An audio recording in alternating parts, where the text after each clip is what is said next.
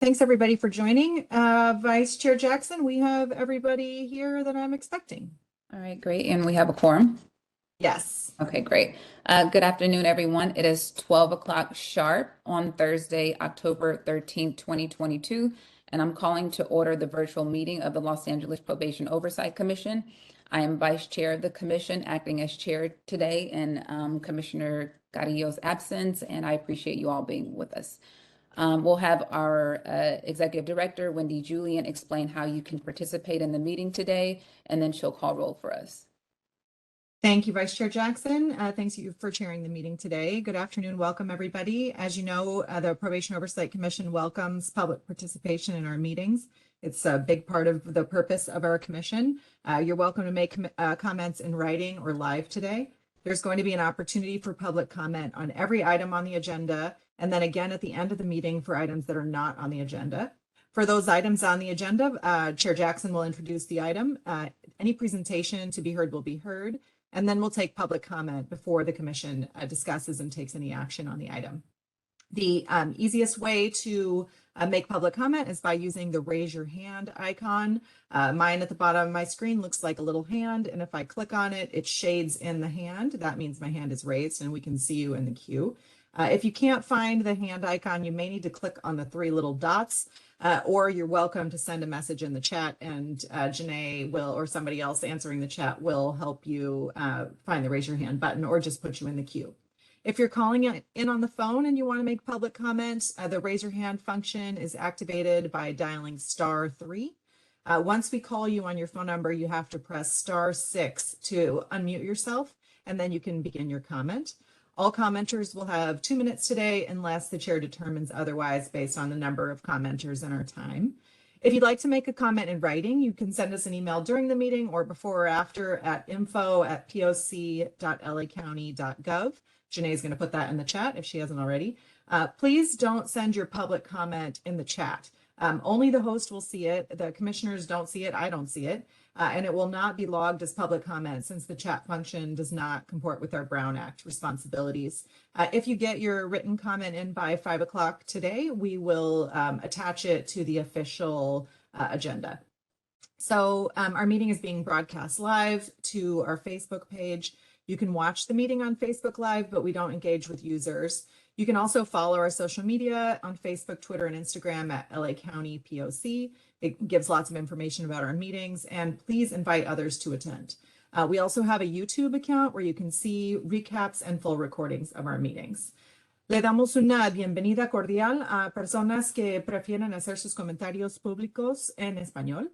Si quiere, le daremos 4 minutos, 2 minutos para su comentario y 2 minutos para la traducción. Yo le puedo ayudar con la traducción al inglés, o usted puede proveer su propio traductor. Nomás avísenos al principio que prefiere hacer su comentario en español, y gracias por estar con nosotros. I'm going to call the roll now, and we'll start with Commissioner Canales. Oh, present. Thank you. Commissioner Dupuy? Present. Commissioner Garcia-Lace? Present. Commissioner Meredith? Present. Commissioner Nong? Good afternoon, present. Commissioner Yamashiro? Present. And Chair Jackson. Hi, I'm here. Thank you, and I'll turn it back over to you. All righty, thank you, Wendy. We will now proceed with remaining agenda items for today. And so agenda item number 2 is the approval of September 8th and September 26th's special meeting minutes. Do we have any written or live public comment for this item, Wendy? We do not. Okay, can I have a motion to approve by my fellow commissioners? I don't have a grid up, so I'll need some help seeing who is Commissioner Canales, motion to approve. Okay, Second. and I do see Commissioner Yamashiro also raising his hand, so we'll have that seconded by him. Are there any changes to the minutes? Hearing none and seeing no hands raised. Commissioners, please unmute yourselves and vote with a voice vote. Aye. Aye. Aye. Any opposed? Any abstentions? All right, motion carries unanimously. Now we're moving on to agenda item number 3, where we'll discuss and take any necessary action for the Probation Department's Special Enforcement Operations Unit and their new TASER policy and training plans. Wendy is going to summarize the board motion and the process the POC took to review the drafted policy and the training plan. And Commissioner Garcia-Lays is he's actually the chair of the Programs and Services Subcommittee. He's going to discuss the resulting feedback.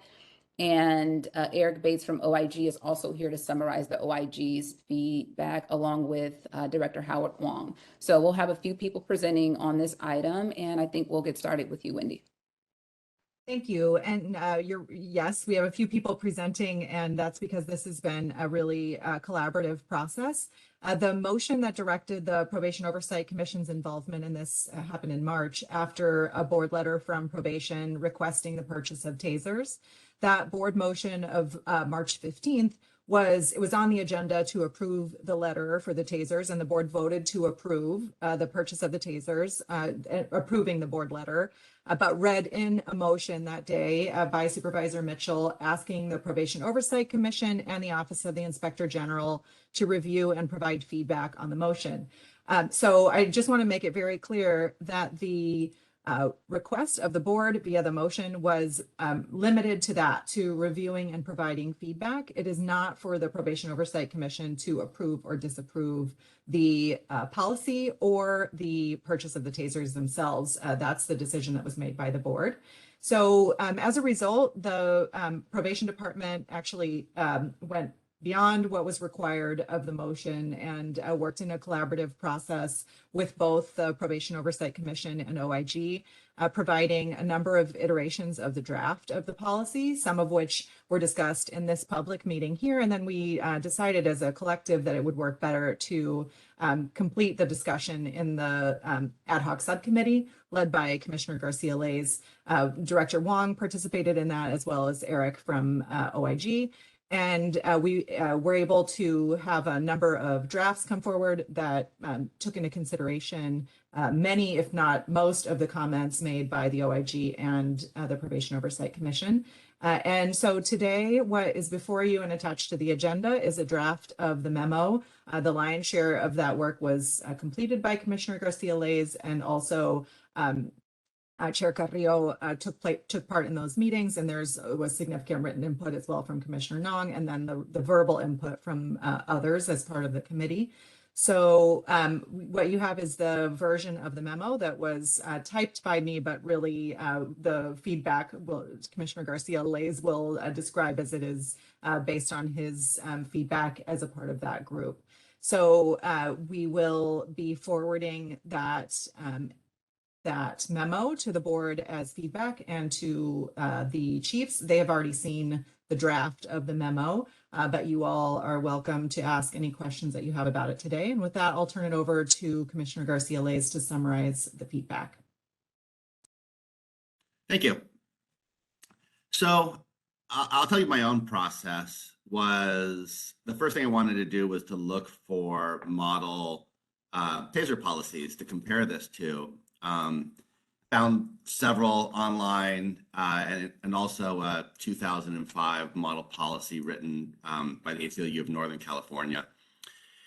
And the department was they'd already done most of the things that were in these model policies, which included everything from, ensuring that you don't tase somebody who's standing in water, right? I mean, there's a whole list of lessons learned that were all reflected in the policy. The one problem we had, and this is the top line of our concerns and our feedback to the board, is that we're not certain that this policy means that tasers can only be used as an alternative to a firearm, which was how it was originally presented to us. So to understand that, you have to understand that the use of force policy the department has 4 categories of risk. And I'm sure someone from the department can correct me if risk or danger or threat are the proper word. But the idea is that the more the threat or the danger or risk, the greater the force that is considered reasonable and permitted. So the top two categories are assaultive high risk is one category, and another is life-threatening.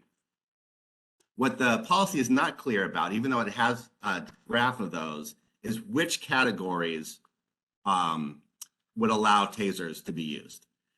If it includes assault of high risk, well, that allows for tasers to now be used in situations where they wouldn't otherwise, where lethal force wouldn't be allowed to be used. So that creates a possibility of an escalation of force as opposed to what we were hoping for, which was a taser policy that would allow tasers as an alternative to higher uses of force, firearms. So that's our first concern, is that it appears that assault of high risk cases, somebody with a knife, but not necessarily lunging at you. This sort of assault of high risk category is an inappropriate use of tasers. And if tasers are allowed to be used in that case, then we've actually created an opportunity to escalate violence or escalate use of force. If, on the other hand, the tasers are limited to only that life-threatening use, right, then the tasers in all cases that would be permitted would be an alternative to a firearm, because firearms are permitted to be used in life-threatening situations. So that would be clear if the policy lined up nicely with the use of force, but instead this sort of third set of language that I find difficult to parse. It's vague, it doesn't line up with the other force, and so it seems to defeat the purpose of a policy, which is one, to let people know ahead of time what's permitted and what's not, and second, after the fact, to decide if something was in or out of policy. It's hard to tell when you've got a taser policy that does not line up with the use of force policy. The other thing, the last point of concern we have is if tasers are going to be allowed in assault of high risk, then there's a number of factors that an officer would have to consider before using the taser. One in particular is the age of the person. And the policy does include a consideration of age, but the language around that we found unsatisfactory, in that it specifically talks about you can use it against somebody who's obviously young, but it's not particularly clear, like, what are we talking about? Young meaning under 18? Are we talking about young children? And I also find appearances problematic, because there's plenty of research that shows particularly that young African-American children are perceived as being older than they are. And so we're sort of building into this the idea that it would be in policy to act on these common racist biases. So that's the feedback we're giving. It's actually still, I think at this point, not entirely clear whether or not we are actually in total agreement with the policy or we disagree with the policy, because the policy is not written in a way that is clear on these points. That's all I have to say. Thank you. And I think with that, we'll turn it over to Eric. If Eric, you'd like to summarize the OIG's comments about the policy. I can't hear you, Eric. I think you're on mute. There we go. Thank you for that. Good morning, good afternoon, actually, to the commissioners, and thank you, Wendy. We've been, as Wendy said, we've been speaking regarding our task in this to the board and reviewing the proposed policies, and they pretty much line up with the POC's concerns. And I won't go through, obviously, the entire recommendation that we're going to be putting forward, but I will hit on a number of things that we think are important. Just going by section, the first section, we would like that the department acknowledge that the taser is not designed to be lethal, but it can be in certain situations. As Commissioner Lays just said, that there are certain situations where you have to be aware of that can be very problematic. So we would be recommending that there will be language in the final draft saying that the taser, although it's infrequently resulted in death, that the device is intended to be a less than lethal use of force. Also relating to section 1802, we would like a definition of the class of personnel that is to use the taser. We would recommend that it be sworn staff only. We'd like there to be some type of language in there regarding the inspection of it and keeping a log of the inspection so that there's an assurance of them being in working order. We'd also like documentation of training. I know there's obviously training here in the proposed policy, but we'd like some documentation of that, perhaps in a quarterly documentation, and that the training evaluate many factors, as the commissioner just said, that are known to be important when deciding to utilize a taser. And we also were looking at getting a better definition of the assaultive and high risk area when it is allowed to be used. We would recommend that it only be used in authorized situations where lethal force is authorized. And let's see. And another section that we thought was very important is dealing with the, after the taser is utilized, I believe it's section 1805, after the taser is utilized, we would want language in there relating to if medical personnel are not able to respond to the scene, that the subject would be taken to a medical facility prior to being booked to get appropriate evaluation. I think that would be very important, even though I know the policy says that personnel will be coming to wherever the deployment occurred. And then finally, we would like some language relating to anti-huddling regarding conduct that's prohibitive. We would like, and a lot of our review was also taken from reviewing other agencies, and we'd like some language dealing with the officers who utilize the taser not to be able to huddle and discuss what happened prior to making their reports, that there be a supervisor there before they're able to discuss what happened during this situation. So those are a number of the recommendations. And again, they're in more detail, but those are the general areas that we would like added, and we are open to discussing it with the department and the commission as well. If anyone has any questions, I'm here to answer. Thank you. With that, I'll ask Director Wong has done multiple presentations to this group and the small group about this. If you wanted to address any of the comments specifically, I will say before I turn it over to you that what's not clear from these presentations or the memo necessarily is that there were a number of items that were listed by the commission as concerns that were then incorporated into the policy, which is why they're not listed. So I want to acknowledge that and then ask if there's anything you'd like to comment on in anticipation of the questions. If not, we'll go to public comment and come back for commissioner statements and questions. So up to you, Director Wong. No, I'm good. I'm just going to address possibly just two of the items brought up. Thanks to the group, to OIG, POC, for the opportunity and actually the process. This is new to us, the process itself, and it was good. I actually enjoyed it and took the comments, the feedback from the group, and it made sense, right? And it was in the policy, like Wendy just noted. So thank you, POC, OIG. Just two items really quick is that in the policy itself, in the use of force options, right? The taser is part of the tools for assaultive high risk, right? Not for lethal. Lethal's firearm. If it gets to that point, it's the firearm. It's not the taser.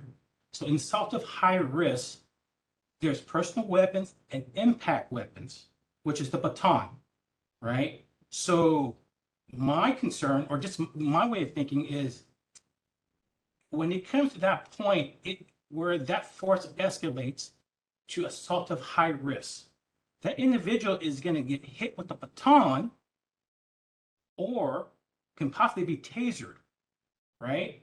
Getting hit with a baton, that person is going to get hurt and will require medical treatment. So I just want to put it out there. On tasers, it was never an alternative to a firearm, which is lethal. It's less lethal, right? And it's not non-lethal, it's less lethal, which falls in the category of assault of high risk. When you go to life-threatening serious body injury, it's lethal, it's the firearm. Second is the age piece. We understand the age piece, but in situations that are fluid, we're not stopping folks and saying, hey, how old are you, right? What's your age? Before the taser comes out or possibly deployed. That's a safety issue to everybody there, right? And I hear a lot about age. Age 17, 18, 16 has nothing to do with the ability to harm somebody or kill somebody. So those are my comments, but thank you again to POC OIG for the opportunity. That's all for me. Thank you. Thank you. So with that, Chair Jackson, I will happily go on to public comment unless you had something else you wanted to do beforehand. No, I think it's a good time to move to public comment. Okay, so I don't see anybody who's raised their hands as of yet. If you'd like to make public comment on this item, please click on the raise your hand function or send a message to the host. Janae, do we have anybody pre-registered or in your queue for public comment? No. Okay, we'll give it one more minute if you want to give public comment about this issue. If not, I will hand it back to you, Chair Jackson. Well, while we're waiting to get hands raised for public comment, I think it would be nice to get a couple of commissioners to raise their hands who have comments on this item. Let's give it a couple more seconds, and if we don't hear anything from the public, then I'll go to Commissioner Yamashiro.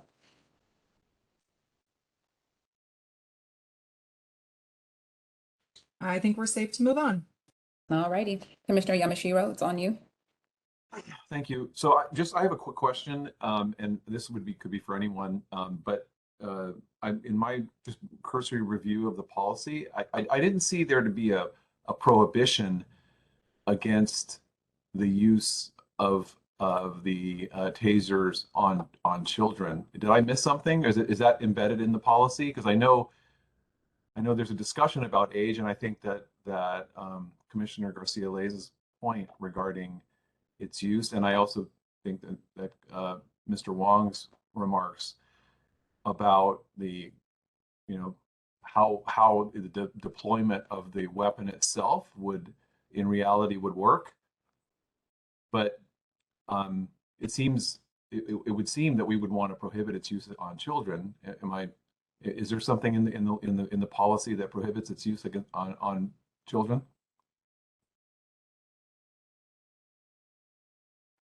Do you have a preference, Commissioner Yamashiro, about who answers that question? No. I'm sorry. Maybe if just someone could direct me to that portion of the policy that says that. I'm sorry if I missed it, and it's there. Yeah, this is Commissioner Garcia. As I can pull it up, or got it pulled up in section 1804, which is right before the next section. It says, except in emergent circumstances, which by the way are not defined, CEW should not be applied to the following or used in any other situations where there's the reasonable foreseeable likelihood of severe injury or death, series of bullet points. The last one includes persons known to be obvious young child, toddler, infant. Okay, right. So like I said, it seems to me that or like I don't understand why there wouldn't be a very clear prohibition against using the taser against children. Any thoughts? Maybe Mr. Wong can speak to that, or I don't know. I wasn't part of the collaborative process. Maybe if someone who from the POC who was part of those conversations could explain or have some remarks about that.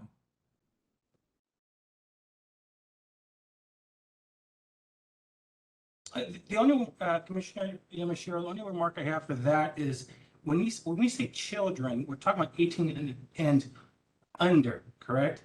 And if that's the case, the recent killings of the two store clerks, the liquor store clerk in Northeast LA, downtown LA, those were committed by 17-year-olds, 14, 15, 16-year-olds, possibly. So if tasers can't be used on them for killing somebody, that's Well- going to be an issue.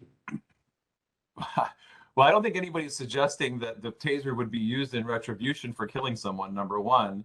Number two, I don't think anyone is suggesting that they're used in in any way other than what the parameters of the policy. I don't think speaking only for myself, I don't know that the worst possible examples that you could come up with for juvenile conduct really should motivate or inform the policy, right? The policy should also address the danger that it might be used indiscriminately against children. And yes, children qualify as being under the age of 18, but it seems that the policy, as Commissioner Garcia-Leyes has pointed out, is really bereft regarding any guidance around the use of the tasers on children. But I also think that if we're at the point where this is something that's being contemplated, that there should be clear language about whether it's appropriate or not to use it against children, and that children qualifies anywhere from 18 to hopefully not 9 or 10 but I'm sure it's not lost on anyone in this meeting that there have been plenty of examples of not necessarily this department, although I can't speak to that, but plenty of examples where let's say where law enforcement has gone into a school and cuffed elementary and middle school kids in the classroom and escorted them out.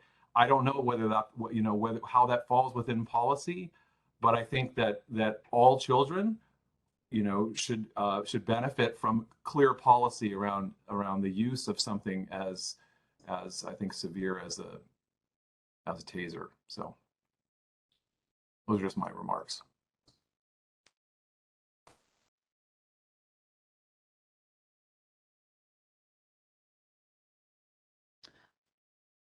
Okay, it looks like we're not getting a response to that.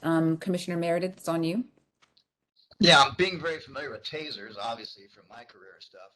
I'm going to kind of weigh in here that, yeah, I understand Commissioner Yamashiro's concern about children. However, I'm going to tell you some of these children are 13, 14 years old, or 6 foot, or taller and bigger, and pose a threat. And sometimes there may not be an alternative. So, we have to realize that we have probation staff that are peace officers that are trained to state standards, and they comply with the state standards. And I understand the policy they're trying to draft, and I'm presuming they've looked at other agency policies on this. But putting a carte blanche that you can't use it on a 15-year-old, when that 15-year-old may be threatening somebody with a knife, and there's enough distance there that we can tase him versus having to shoot him. You got to balance the reality of trying to save that child's life, as Kine would call it, versus having him injure somebody. There's a realistic barrier here we have to look at. We just can't say we can't use a taser on anybody under 18. That would be dangerous to the officers and dangerous to the public, and as well as to the youth. And there is obviously, if they did use a taser inappropriately, we do have a disciplinary process for that. But being that they are trained to state standards, I think that they have enough maturity, judgment, decision making to make rational decisions in those emergency situations. That's it. Right. If I could just respond to one thing, Chair. So, I guess the reason, I'm coming at this from the perspective that we currently don't employ the use of tasers by the department, right? This is something that they're proposing that is something that's new. So I guess I'm not familiar with that, with instances of where probation officers faced with no other alternative are shooting children. That's not something that I'm aware of. So I guess I go back to kind of the question, what problem does this really solve? And certainly, what problem does it solve without clear guidance about its use? My question to Howard would be, did you talk to other probation agencies about if they have a taser policy? Uh, Commissioner Meredith, we have, and we received their policies on taser. And some of these are just more bullet points and not as prescriptive and detailed as the one we presented and drafted. Okay. Thank you. Okay, we're going to move on to Commissioner Garcia Lays. He has his hand up. But you're also muted, so. All right, I took my hand down, forgot to press unmute. So a couple things. First, the policy does not say it should not be used on children. It says it should not be used on obvious young children, toddlers, or infants. So I think that doesn't say that you can that a person who's 13 or 15 should, like, that age should be considered at all.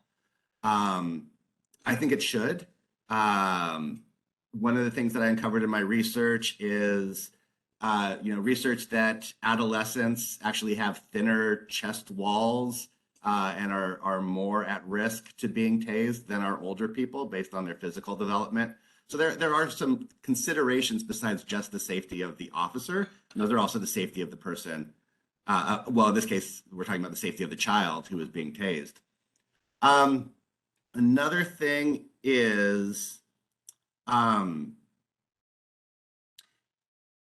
okay, two things. First, what I'm trying to keep in mind is not just a situation of, a young person shooting at an SEO who has to decide how much force to respond with. The scenario I have in my mind is a 13-year-old boy standing in the kitchen when officers enter the house for some sort of probation check. He's cooking, he's holding a knife, he's angry. Can you tase him? Under this policy, it seems like you could absolutely tase an angry 13-year-old boy holding a knife, even if he was just making a sandwich when you walked in. And so that's, I think, as much a consideration as anything else. The other thing is our recommendation is that tasers should be allowed in life-threatening situations. And in those situations, it should not matter the person's age. No matter how old they are, if they put officers in life-threatening situations, then they should be able to respond with a taser. So same situation, this young 13-year-old then lunges at somebody, right? At that point, then a taser would be appropriate. And I don't think it would be in some ways, I think, an appropriate alternative to a firearm. Last point, which is I do believe that this was presented to us as alternatives to firearms, not as alternatives to batons. And I will tell you, I have been tased and I have had police officers use batons on me. And it's a close call as to which I would have rather go through again. So, if the whole point of tasers is to create opportunities to de-escalate force, I don't think that that's actually what this policy does. Thank you, Commissioner Garcia Lays. Moving on to Commissioner Dupuy, who's had her hand up for a little bit. Thank you. And thank you to probation for being collaborative and working with us through this policy. I felt like I wanted to attempt to reframe, I think, what I'm hearing from Commissioner Garcia Lays and Commissioner Yamashiro, which is really just like, can we be a little bit more specific in the policy when we're talking about children under 18? Whatever the case is that we decide, if this is a new thing that probation is working with, it would help to have more specific guidance and maybe thinking in the training of situations that may be less clear, particularly with children, and considering they have some biological differences that increase their risk for harm of being tased compared to adults. So, I mean, I feel like that's maybe something we can all get on board behind, perhaps just being a little bit more detailed about what should officers do in these situations where children are under 18 and they're perceiving a threat. What kind of threat is really an emergent, I think was the language, threat versus something else, and just further defining those things. And those are my comments for now. Thank you, Commissioner Dupuy. Looks like Wendy raised her hand. Thank you, Chair Jackson. I just wanted to reiterate what is before us today, because I think what we're hearing from commissioners in many ways reflects what is in the feedback memo that was drafted by the subcommittee, in the sense that our charge by the board motion is to provide feedback on the policy. And there actually are only 3 items on the memo, 2 of which Commissioner Dupuy just said. One is the definition of some of those terms, and one of them is the use of tasers on children. And then the first one is what Commissioner Garcia-Lays explained in detail, which is the whether this is an alternative to lethal force to firearms or not. So the charge to the Probation Oversight Commission today is to approve what the subcommittee created as the feedback in this memo, which addresses those 3 areas. And so by definition, those are the 3 areas where we didn't come to a consensus or an agreement with the department. And so these conversations that are being had today are very reflective of the conversations that were had in the subcommittee where we didn't come to agreement. So I just want to try to bring us back to what our charge is today. It's not to approve the policy as written or approve the purchase of tasers, but rather to approve the feedback that's in the memo that subcommittee created. Thank you for that clarification, Wendy. Thank you, Wendy. Is there supposed to be some sort of proposed action at the end of this item? Is someone going to be putting forth a motion? Should I move to approve the memo as written? I'm seeing nodding. So yes, I move to approve the memo as written. I second. I didn't mean to raise my hand. Yes, so Commissioner, Garcia-Lays has put forth a motion to approve the memo. That is seconded by Commissioner Dupuy. And I'd like to have the panel of commissioners vote now. So if you could unmute yourselves and, oh no, Wendy, you're going to call the roll. Yes, sorry. So unmute yourselves and then we're going to go commissioner by commissioner and vote. Okay, thank you. So we're voting on the motion by Commissioner Garcia-Lays, seconded by Commissioner Dupuy, to approve the memo as presented and attached to the agenda with the POC's feedback. Commissioner Canales? Aye. Commissioner Dupuy? Aye. Commissioner Garcia-Lays? Aye. Commissioner Jackson? Aye. Commissioner Meredith? Nay. Commissioner Nong? Aye. Commissioner Yamashiro? Nay. Thank you. And so the motion passes, and we will forward that approval to the board and the chief, who's with us today anyway, but we'll forward that approval to the board and the chief. Just a moment. We have Commissioner Nong's hand up, and I think it's important to hear from her. Commissioner Nong. Thank you. Sorry for this. I just had a question, and I really appreciate all the work gone into this and the analysis. And I just wanted to flag that a big piece of approving the motion, the memo, is specifically the recommendation to the board to take action to keep probation from purchasing tasers until the policy is changed in the ways listed. And so I'm not sure if us approving the memo specifically highlights that as a recommendation. And we've made motions in the past giving our solid recommendations. So I just wanted to raise the question about whether it made sense to make a motion just to specifically move that recommendation inside the memo forward. I'll ask Commissioner Garcia-Lays, because I've talked a bit about this, and also Alex, County Counsel.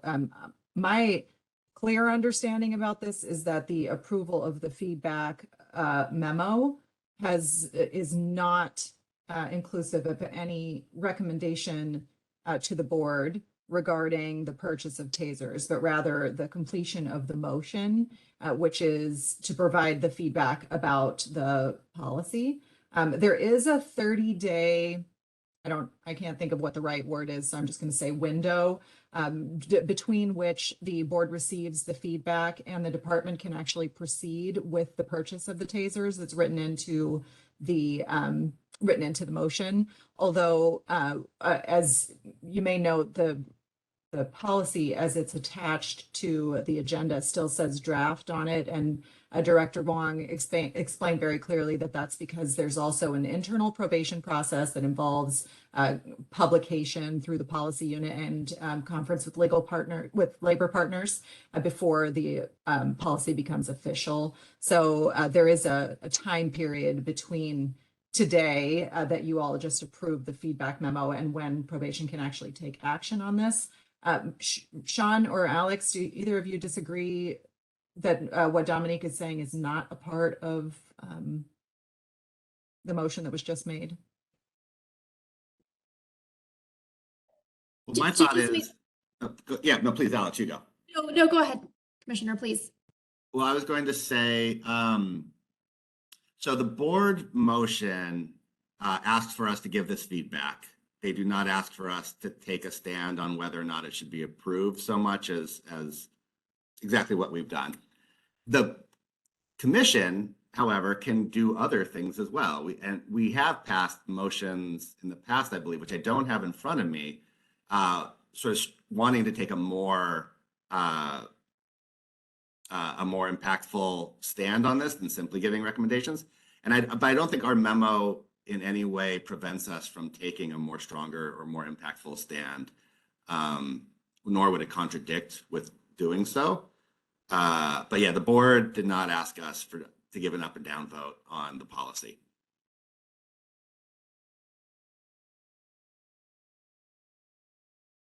Thank you, Commissioner Garcia-Lays. Commissioner Nong, are you feeling compelled to make a motion?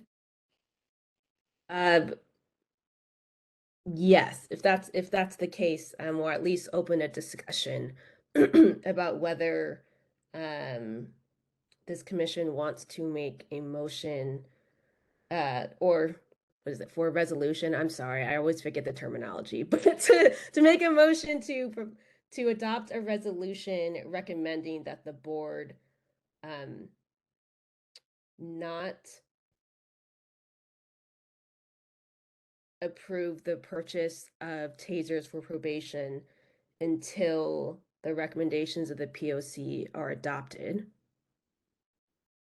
And I would also say, in that there also be a second review by the POC or OIG again, if changes are made before there's final approval, to give additional input. Sorry, that was long. Second. Seconded by, I'm sorry, I missed who's second. That was me, Commissioner sorry. Yamashiro. Yes, Commissioner Yamashiro. Okay, seconded by Commissioner Yamashiro. Can we go around with votes from all commissioners? Please unmute yourselves in response to Commissioner Nong's motion. Commissioner Jackson, you're welcome to move forward with the vote, or you can ask if there's any discussion on that motion. Any discussion on this motion? Apologies. Particularly from those who were nays for the previous motion, maybe? Oh, Commissioner Meredith. Yeah, I just think that we're doing a disservice to the officers in the field by taking away it or preventing them from having a tool that might keep them safe and keep the public safe.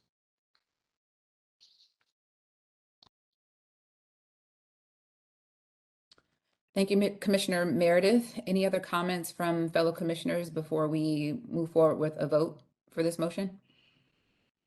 I think I will ask a question again of Alex, although this is not something that we had talked about before, so we may need to have a conversation about this later. But this motion does, so the board actually already voted on the purchase of the tasers on the board letter on March 15th.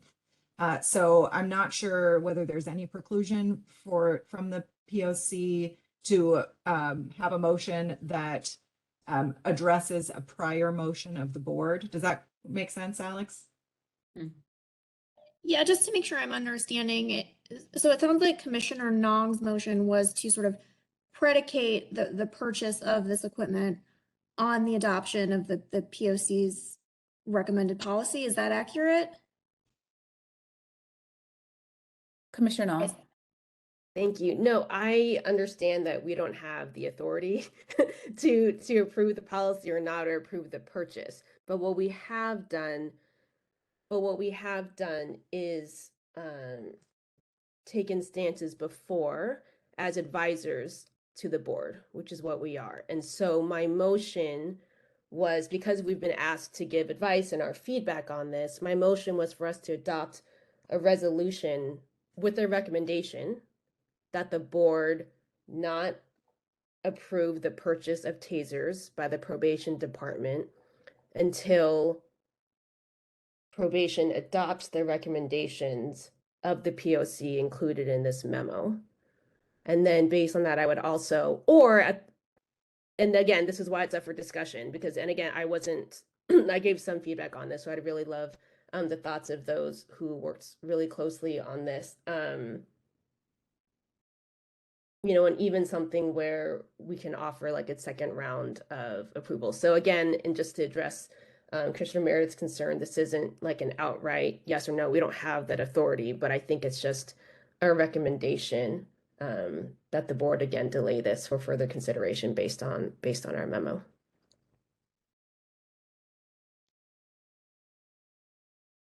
Commissioner Dupuy. I'm confused. I'm sorry. I thought that, okay, the board already approved the purchase, right? So how can we follow up and make a recommendation that they don't purchase until they adopt this? Maybe I'm missing something, but I'm feeling a little bit out of sorts here. That is my understanding of what happened, Commissioner Dupuy, and maybe someone else from probation might have an opinion about that as well, is that on March 15th, the board voted 4-1 to approve the probation chief's letter, which was the letter requesting the purchase of tasers. And together with that, read in a motion that required the feedback from the OIG and the POC to be taken into consideration by the probation department. And there was actually one specific call out in the motion about who would have the tasers, if I recall correctly, Director Wong.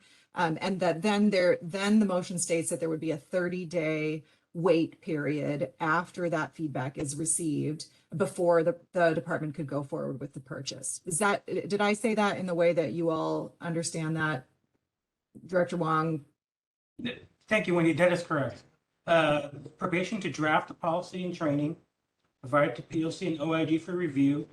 POC OIG provides a comment, a report back to the feedback back to the board and the chief probation officer. 30 days after that, we cut the purchase order. If the board has already approved the department to purchase tasers 30 days after submission. So does this perhaps become a conversation about maybe not equipping probation officers with the tasers until our feedback is at least considered versus things have already taken place. And so maybe we just want to make sure that our feedback is, if not incorporated, at least considered before the probation officers are actually equipped with the tasers. Is it? It seems like that's not to me, it seems like we don't have that authority.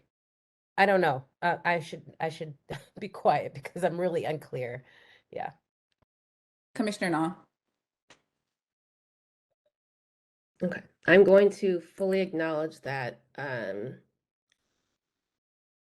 I need to adjust the motion based on my misreading, and this is why I appreciate the discussion, just to ask for clarification. So when I'm looking at the motion, it says the POC and IG shall submit any feedback. The policy shall not take effect, and tasers shall not be used or issued to personnel for at least 30 days after the POC. So my sense is then I would want to adjust the motion again up for discussion to recommend that the proposed policy will not take effect and tasers shall not be used or issued um, until further review of the policies included, and deferring to folks on whether we want to say until the policy includes the recommendations by the POC. But at least I'll clarify that sort of technical piece and say the recommendation was that no taser should be issued and the policy shall not take effect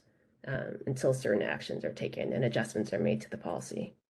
But are recommendations and feedback, is that being used interchangeably? So the things that Commissioner Garcia Lays itemized in the beginning, are those kind of being presented as recommendations? The feedback that we're giving the board about the policy? That's a point of clarification that I could use. Commissioner Garcia Lays? Anyone? I'm looking at it right now. When we use the word feedback in the memo, the bullet points say things like, 1, the policy creates new opportunities to escalate force with tasers and is not limited to creating alternatives to firearms. So that's feedback, not a recommendation to my mind. Okay.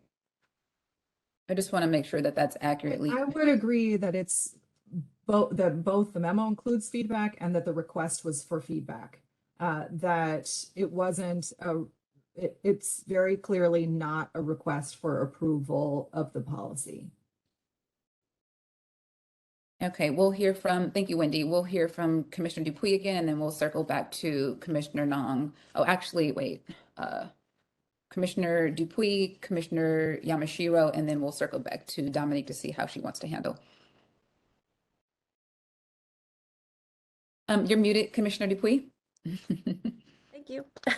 I think they have already considered our feedback. And so I guess my one question is to Mr. Wong, what would be, do you see as like the problem with developing some more specific language around taser use for children? What's the barrier for that?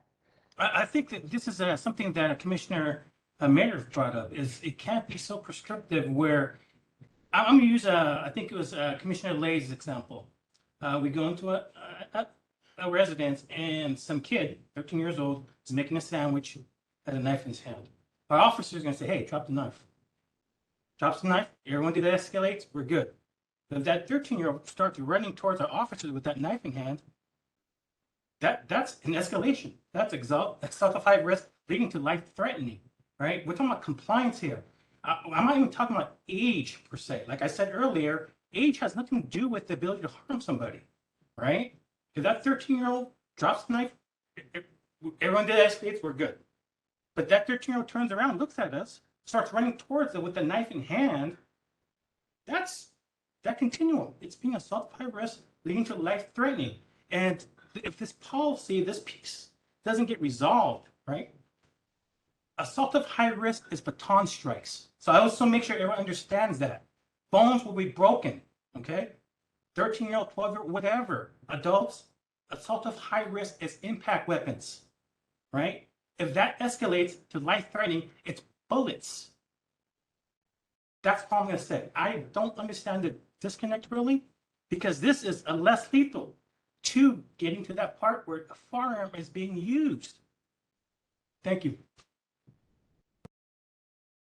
Commissioner Yamashiro.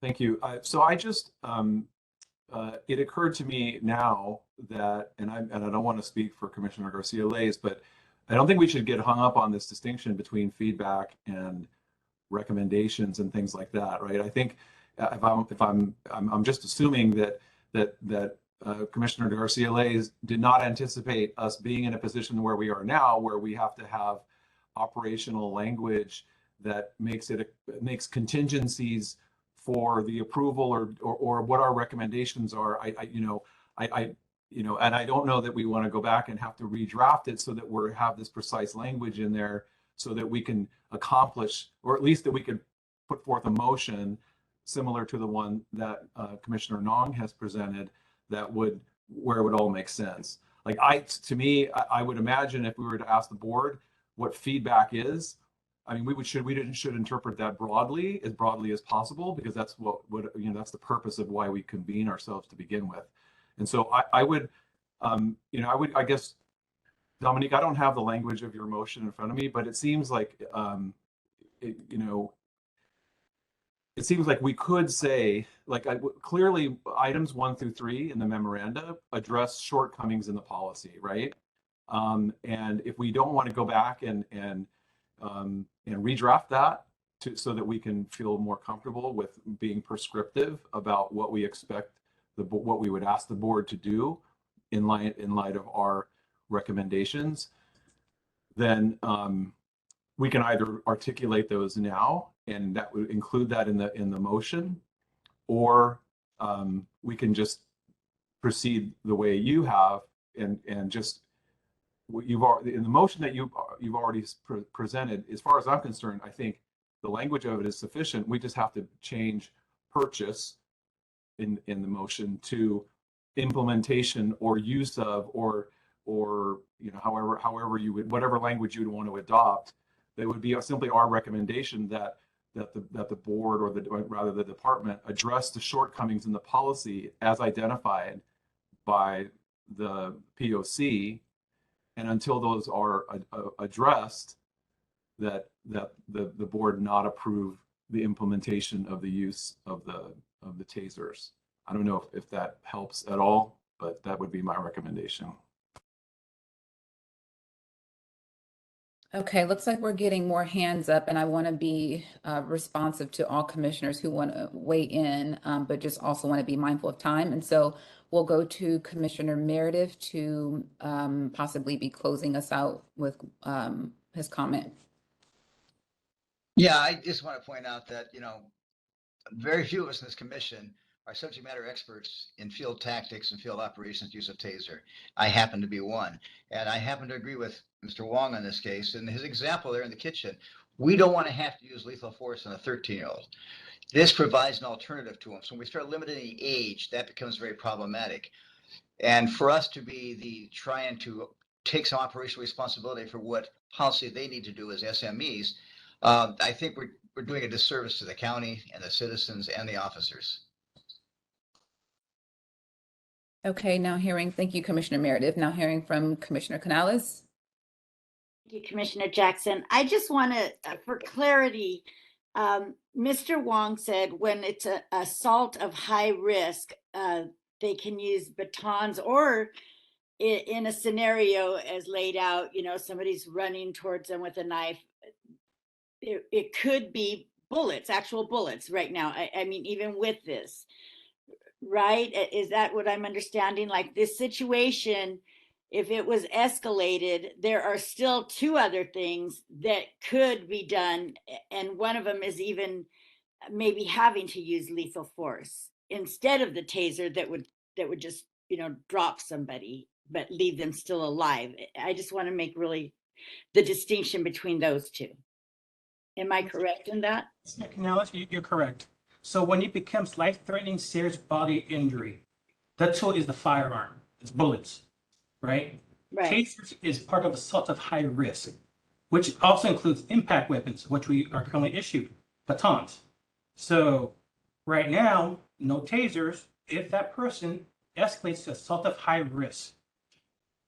It's baton strikes, right? Right. Okay. The baton strike. If that doesn't stop, it escalates life-threatening, it's firearms, which is lethal, right? So tasers, less lethal. Bullets, lethal. Thank you. Thank you for that clarity. Thank you, Mr. Wong. Several hands have gone up. Let's go back to Commissioner Garcia-Lays. Important dialogue here, so be patient with us as we sort this out. Yes, Mr. Wong is correct, except he keeps running to the edge of the category where it turns into the next one, right? So there's no question under even our recommendations that in a life-threatening situation, a taser could be used. But, and again, he took my example of the kid and immediately made the kid lunging, in which case that's life-threatening. I'm thinking the kid in the kitchen holding the knife, he's angry, told to put it down, and is like, hell no, I'm not doing anything wrong. I'm just sitting here in the kitchen making my sandwich, blah, blah, blah, blah, blah, right? Which is what often happens The first response is not to comply when you're angry and somebody's just come into your house and you're making a sandwich. It's to say, I'm not doing anything wrong. You're doing something wrong. Anyways, in that situation, should they be able to tase the kid? Under current policy, yes. He's not making any threatening. He's just angry, which may feel threatening. He's not lunging. He's just holding the knife, not trying to kill anybody. Should he be tased? Under this policy, the answer would be that would be within policy. I think the best way to understand it is, are tasers an alternative to firearms, or are all tasers an alternative to batons? I think that makes it pretty clear and understandable. And I think it was absolutely right to put it that way.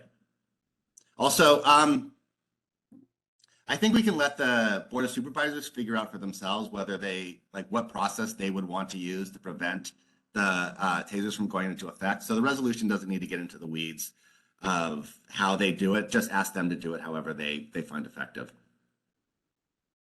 Thank you, Commissioner Garcia-Lays. Commissioner Yamashiro, is your hand up because you have further comment? Okay, no. Actually, it was just for a question. It was a question, and this could be for the chief or for Mr. Wong, because I think the permission, the request for funding for the tasers was drafted by the chief. And so I'm sorry, was that ever included, that correspondence and the any supporting documentation for the use of the introduction of the policy and the use of tasers by the department? Was that ever, was there supporting documents presented to the board to justify the purchase?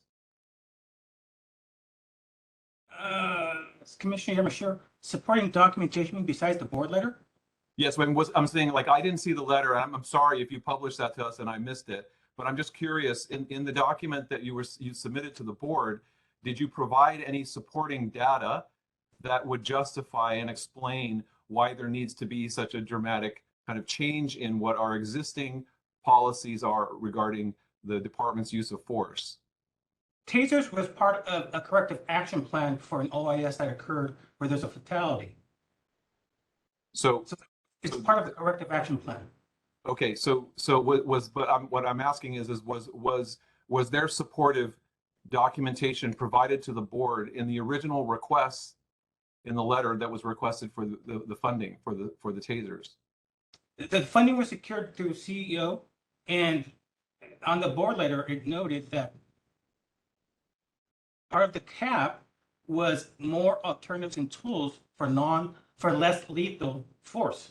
Right. Okay. So that's fine. I understand. I guess that your answer, but I guess my question is, you keep referring to these instances where it's a life or death situation faced by a probation officer in executing any number of different supervisorial transactions.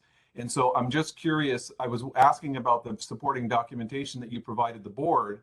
I'm just curious, as you sit here, let's say for the last 12 months, how many instances were probation officers realistically in a position where they would have had a choice, as if they had a choice to deploy a taser as opposed to some other use of force, that they opted for some other use of force that was less violent? Like, this whole premise, the premise of this presentation is that tasers are going to save lives, right? That's really the gist of what you're talking about, or they're going to save broken bones. And so I guess I'm just wondering if there is any data out there that suggests that, in fact, that's the case, that given that choice, that probation officers are simply going to pull out a firearm and shoot someone if they didn't have a taser. So in my prior presentation to the POC, I did bring up that I've been doing this since 2014 in this capacity over SEO. And I can only recall a handful of OC usage in the field, 4 or 5. OC usage in the field, right? Chances of us using a taser every day, slim to none, but at least it's there, right? If there's the need, OC, 4 or 5. Baton, once that I can recall, and that was to assist an LASD deputy. So if you're asking if a taser is going to be pulled out every day, the answer is no, because we are pulling out OC 4 to 5 times since 2014. I guess thank you, because that kind of answers my question why we're having this conversation. Well, I think you made the point. Thank you. Thank you both. Commissioner Garcia Lays has his hand up. But he's also muted.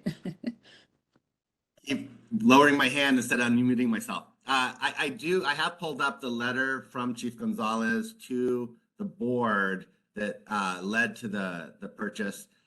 There isn't any statistics in this letter. Maybe there's some attachments that I don't have, but I will read the one paragraph that I think explains this and answers your question directly. It says, probation currently has use of force continuum that includes verbal commands, physical force, expandable batons, pepper spray, and firearms. The tasers would be added to these use of force options and allow an additional less than lethal use of force alternative, which is a proven method of de-escalating intense situations and reducing the rate of injuries to civilians and officers. That's the entirety. The rest of it gets into money and all these other things, but that's the justification for it.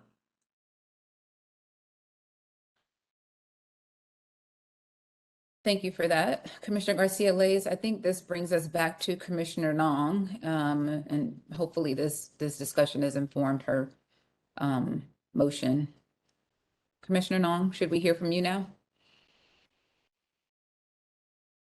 Yes, thank you.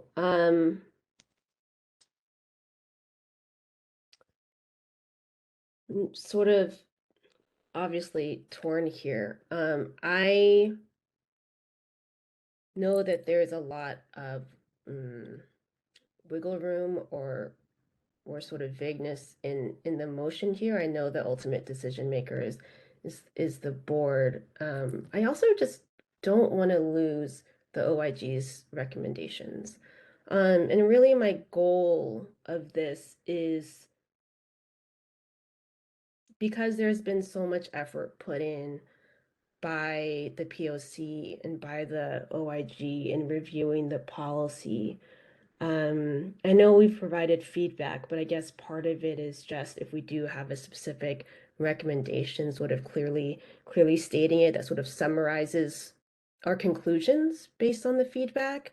And sort of that's where I'm I'm coming from on this. And so I think what I would do is, if anyone wants to second it, that's a motion that I've now adjusted to align with the wording and just based on what I've stated are my intentions, which is really trying to give, I don't know, advice that's like sort of tangible and concrete to the board. I know whenever I ask for advice, I'm like, okay, what are you telling me to do? So in that vein, that's where I'm trying to go with this. But again, I will either make the motion or just state that this is my personal recommendation. However, if anyone wants to second the motion, but my adjusted motion is I move to that the commission adopt a resolution recommending that the taser policy as currently written shall not take effect, and tasers shall not be used or issued to personnel until the policy is updated to satisfactorily incorporate the feedback of the POC and the OIG. And I'll say this satisfactorily, that gives wiggle room for the board is the ultimate decision maker, work with probation. So I'm trying to give as much wiggle room while also just having us clearly state potentially where the POC stands on this. Thank you, Commissioner Nong. Any seconds from other commissioners? Second. Seconded by Commissioner Garcia. That was Commissioner Yamashiro. Thank you. Commissioners, now it's time to vote. If you could unmute yourselves and respond accordingly, that'd be great. Wendy? Thank you. So Commissioner Nong, it looked like you were reading something that you had written with the text of that motion. Is that correct? If you would be willing to send that over and or reread it, can you do that? Maybe do both? Sure. I'm making a motion for the commission to adopt a resolution recommending that the taser policy as currently written shall not take effect, and tasers shall not be used or issued to personnel until the policy is updated to satisfactorily incorporate the feedback of the POC and the OIG. Great, thank you. And so, Alex, the reason I was asking her to read that back is because it's not stated, but maybe you intended that this is a resolution for a recommendation to the board. Is that correct, Commissioner Nong? I'm sorry, could you say that one more time, Wendy? I That, apologize. that your resolution is a resolution for a recommendation to the board. Is that Yes. correct? Okay, because I just don't want to add that to your motion if that's not your intent. Alex, does that sound acceptable to you based on how you're interpreting this? Yes, the POC is well within its authority to make recommendations to the board regarding matters relating to probation.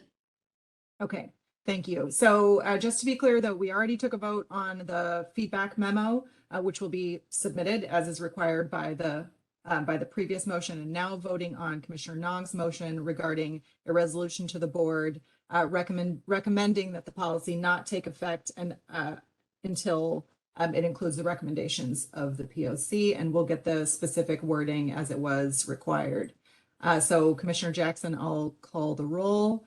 Commissioner Canales, Abstain. Commissioner Dupuy,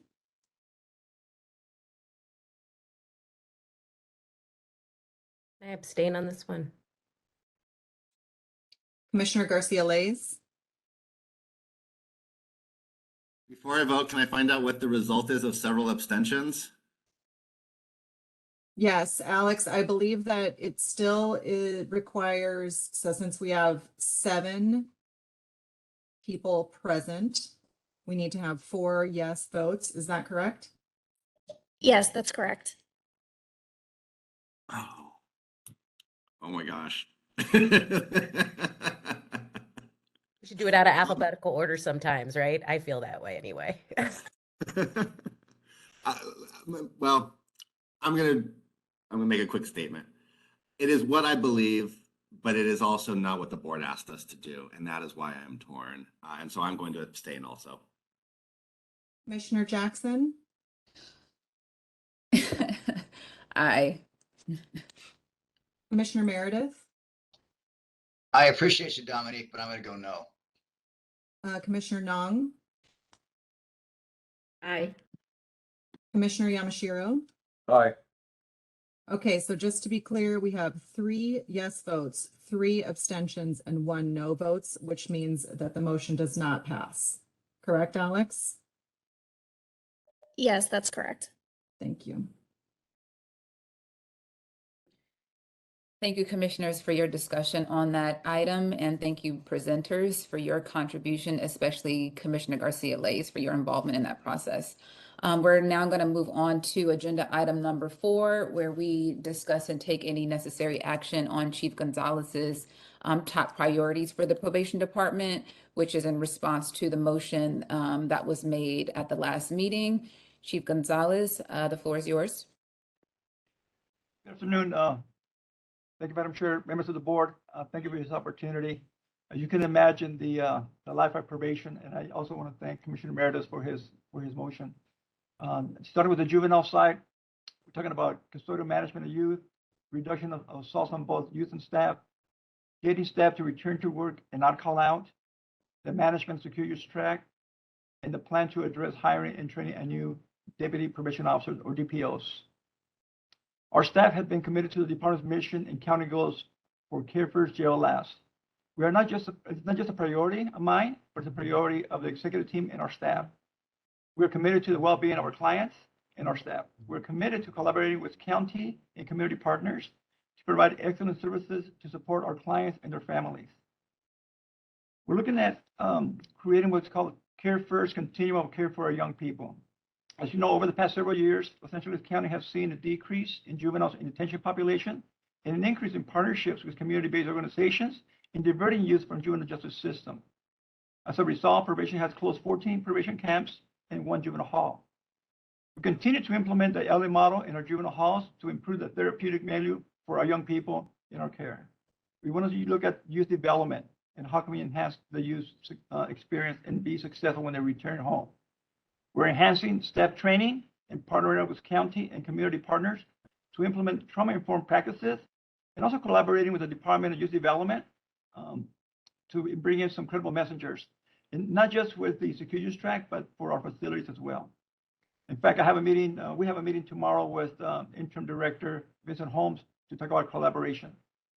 Probation envisions a continuum of care for youth that starts when the time the youth comes to a facility until they safely go home and get services in the community, but terminate the probation. So we can help the youth be successful in completing the conditions of probation. There's a number of initiatives that are priorities and key to the success of our young people. First, let me start off with the Board of State Community Corrections. We know we have to work very hard to meet the compliance of BSCC, and we had a couple of areas where we needed improvements in order to make that successful. The other is the California Department of Justice Memorandum of Agreement. We continue to implement the new quality assurance services, but also the Detention Bureau to ensure that all the justice, we call 29 paragraphs, are implemented, including the food, the intake booking criteria, and what they call home-like improvements. And we're starting to do that right now. But what's key is the safety of the youth and our staff. And the problem we're seeing is this. With low staffing levels of the halls, it creates an unsafe environment for our staff and for the youth. We continue to experience high volume of absence and leave of absences that compromises the safety and security of our facilities. This low staffing also jeopardizes our ability to implement the provisions of the DOJ and also the BSCC guidelines. We are working very closely with the County Council, Department of Human Resources, and the Chief Executive Office. In fact, the Chief Executive Office approved a temporary, again, let me just say, temporary rate adjustment and overtime increase based on the language in the county code that allows for such adjustments when the manpower shortages pose a threat to health and safety. These incentives are intended to help encourage employees to basically come to work, get the staff that are not calling out to come back in, but also to encourage the safe population for our young people. We have to have the right number of staff to provide the supervision of our young people. The economic incentive is only for 60 days, and it will be reevaluated after that. And as you know, this began on October 1st for our sworn staff only that are working in both juvenile halls. It's not for anybody else, just the ones working in direct services in juvenile halls with supervision of our young people. And as you know, the economic incentive was a 20% increase from their normal pay rate, and the overtime, instead of being time and a half, the overtime was based on double time, basically 2 instead of 1.5. What was overtime? We're implementing the new de-escalation techniques, part of the DOJ settlement agreement for all of our staff working in juvenile halls. And the board also approved recently the hire of 150 group supervisor nights and also detention service officers to help with the critical staffing shortages. And I'll get into that in a little bit. The DJJ transition is going forward. As you know, by June 30th of next year, we have to take care and custody of all the DJJ youth that are in the state system. We're working with county partners and JJRBG, the subcommittee, to implement comprehensive plans to establish transformative facilities for our young people. We have taken let me get some water. We currently have 6 young men at Campus Kilpatrick, and we're assessing whether or not any further youth are ready to be moved to Camp Kilpatrick. I've been there a couple of times, and so have some of you, and spoken with the young men that are there. Excuse me. And they're really excited about that opportunity. And I think we can do more of this as long as we meet Title 24 regulations. The programs and services that we're providing to the young people at Secure Use Track are increasing. We're meeting with different community partners to assist us. Many of the kids already have completed college courses or taking college courses. One young man that I spoke to a couple of Sundays back was accepted to the University of Oregon, Oregon State University. He's very proud of that, very excited. And that's a great opportunity for the young man. And we're also working with DYD to bring in credible messengers. When I talked to them last, they tell me they had to take a couple of months before they bring in credible messengers.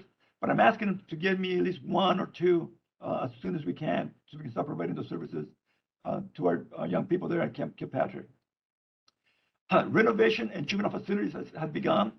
Not only the Camp Kilpatrick, but also the other probation facilities. other camps and other halls. We're going to create an environment that's more transformative, that's focused on youth development and more therapeutic. Probation continues to move forward with the Department of Justice provisions. Like I said earlier, there's like 29, they call paragraphs, and one of them deals with the home-like environment.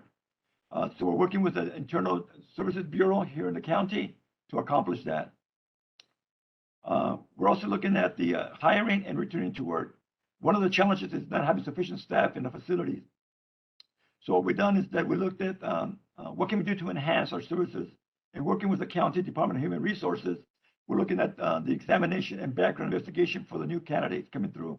We eliminated a couple of things. For example, we eliminated polygraph examination. We modified the marijuana related use question to align more with what's current today in state law. And we're working closely with the Department of Human Resources and Performance Management and County Council to look at the disability management issues and refining the time management process. So far, we have cleared 7 candidates to the backgrounds and they're ready to start. In fact, some of them reported on Tuesday and had the orientation. I just scheduled to start here in a couple of weeks. We have an additional 35 candidates currently going through medical and psych. Once they complete that, if they're able to pass that, then they'll come on board. We'll do the onboarding process and hopefully be able to get an academy starting by the end of October. We had 37 at one time candidates going through the process. 2 of them didn't make the psych or the medical. Of course, because of medical, we can't ask any questions, or the psych for that matter, of why they're failing. We're hoping that there's 35, we can get many of them to pass. Performance Management Unit is working with, like I said earlier, with the Department of Human Resources with the county to review the call-out logs and the audit time records to pursue discipline and some other staff that have been calling out. We're looking at any violations of work instructions or policy and procedures. And I can tell you in the last several months that we began this process, we started back in April. We have disciplined about 70 staff that have violated the policy or the return to work instructions. We are working also very closely with the Department of Youth Development to ensure that our recruitment, our hiring, and our training aligns with Youth Justice Reimagined. We're trying to move in that direction now. In fact, they even helped us with some of the crafting of the language and the questions for the new candidates coming in. I don't know why my voice all of a sudden got raspy, so I apologize for that. Maybe I was singing during the last hour, but excuse me. Let me move on to the adult side. We talked about field supervision of adult clients, probationers, safety field personnel. We're making home checks and retaining staff in the field instead of coming to the halls as redeployed staff. This morning, I went out with one of the teams at 7:30 this morning to do some home checks to see how we're doing it, to see if we're safe. And I can tell you the staff that went out really care about the clients. I spoke to some of the clients personally. They know the probation officer, they have a good relationship with them, and they're trying to meet all the conditions of the courts. So that was exciting to see. And I hope to be able to do more of that. We continue to provide services through a collaborative effort with our county and community partners. As you know, we work very closely with a lot of the providers to make sure that we're providing employment opportunities, workforce readiness, housing, substance abuse treatment, mental health services, and others to our clients. Officer safety is a top priority for us. As you heard this presentation just now about tasers, that's an option that we could use. But officer safety and officer well-being is paramount. Currently, the officers that have worked the AB 109 and our core bureaus have what they call field officer training, safety training program that they go through. And it's available to offer through our staff training office. We want to make sure our staff are prepared to encounter incidents in the field, but also be prepared to de-escalate incidents in the field. And as you heard, Deputy Director Wong just mentioned that it's rare when we use a lot of 4 or 5 uses of OC spray since 2014. It's rare. And we did have the one incident where we used the firearm a few years back that required the corrective action plan. I'd rather be prepared and not have to use the tools than not have the tools and hope you had them. A public safety realignment team continues to collaborate with county and community partners. We just did the comprehensive plan that's going to go to the board here soon to provide services to the community, out in the community, but also when they're in the custody of the sheriff. But from probation perspective, we want them to be successful. that after the 6 months of being on probation for PSRT, that they have something productive to do and not come back to become our clients. So AB 109 strategic plan and program enhancement continues to work towards the comprehensive program that enhances AB 109, including the in-depth review of the county's PRCS plan as a part of resources, the staffing, the appropriate facility, and even updated items that we talk about our clients. We're constantly talking to our clients to find out what are their needs. This morning, one of the clients has available housing, but he doesn't want any housing. In fact, he's rejected that housing. He considers himself an advocate for the homeless community, and he wants to live in a tent in order to support his community. AB 109 and SEOs continue to conduct field contact compliance checks in the community. Both operations are receiving continuing training to make sure they're safe.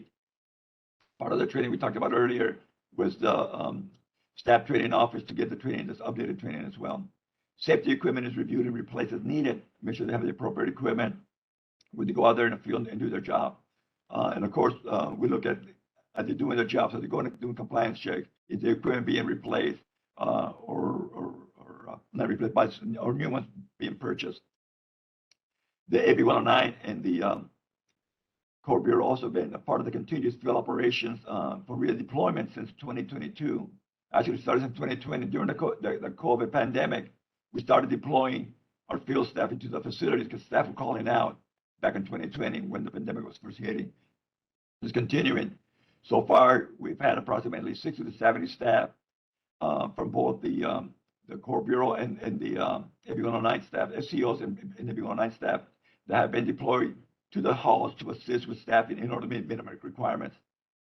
And these are staff that do not have medical restrictions. That means they can go in the field as full duty staff.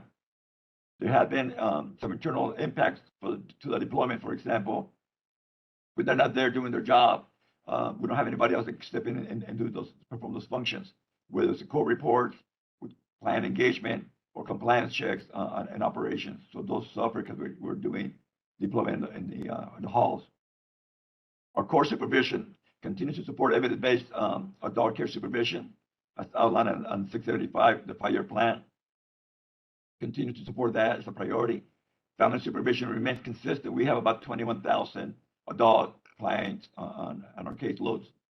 Adult field supervision has made regular field and office contacts a priority. We're going back to what we were before COVID, where we have field contacts as well as office contacts.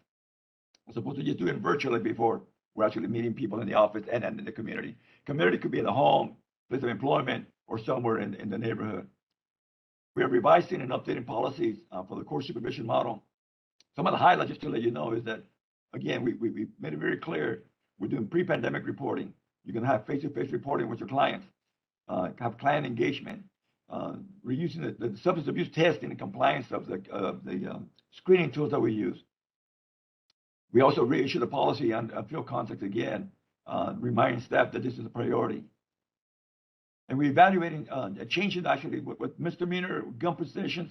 We're very low level. We're elevating those to now a felony possession of a firearm. So we do have a face-to-face contact with any felony. With a felony with a weapon, when it's a weapon charge on those cases. As of October this year, we've sent approximately 166 staff from the Core Bureau to support deployment in the halls. And these are staff that don't have medical restrictions. We do have a number of staff that have medical restrictions and they cannot go into the halls. The impact of deployment and supervision requirements of the 2,100 cases is taking an impact. For example, we can't do the compliance checks. We can't see our clients. So that poses a problem for the adult side of the field. And I just want to be clear, the adult side of the house gives their staffing from the detention bureau. We promote to Deputy Probation Officer 1 to work the camps, Deputy Probation Officer 2 to work the fields. If we're unable to promote or backfill, then it has an impact as well. So juvenile halls impact the entire organization, not just the sworn staff, but also the professional staff. What we're hoping that with this measure that have taken place as far as result is that with the increase of the incentive, economic incentive, that we'll be able to recruit more detention service officers and bureau staff to come back. that we're hiring the new cadets will help with that. Hopefully, we'll be eliminating or reducing the use of the field deployment staff because they got their own jobs to do. Some more essential changes that we committed to is really focusing on our mission, rebuilding lives, providing health and safety communities for all communities. We have what we call an employee wellness that we had to provide probation staff with counseling, peer support. We have a chaplain program. Just recently, when one of our officers was murdered, the chaplain program came through and helped the family, but also did the services for us at the Kendall Vigil to support our staff and their families. Professional development. Probation continues to enhance employee wellness, professional development opportunities. We want our staff to be better prepared. Conduct ongoing analysis of recruitment, background, and examination process. Like I said, we revamped our whole process to get candidates coming to us. They have a wide variety of backgrounds. For example, they've been social workers, counselors, teachers, other than just law enforcement. We want a wide variety of backgrounds to support our young people. And one of the key things that we started this year was the anti-recidivism diversity and inclusion program. It's a county initiative that we created, what we call equity action teams.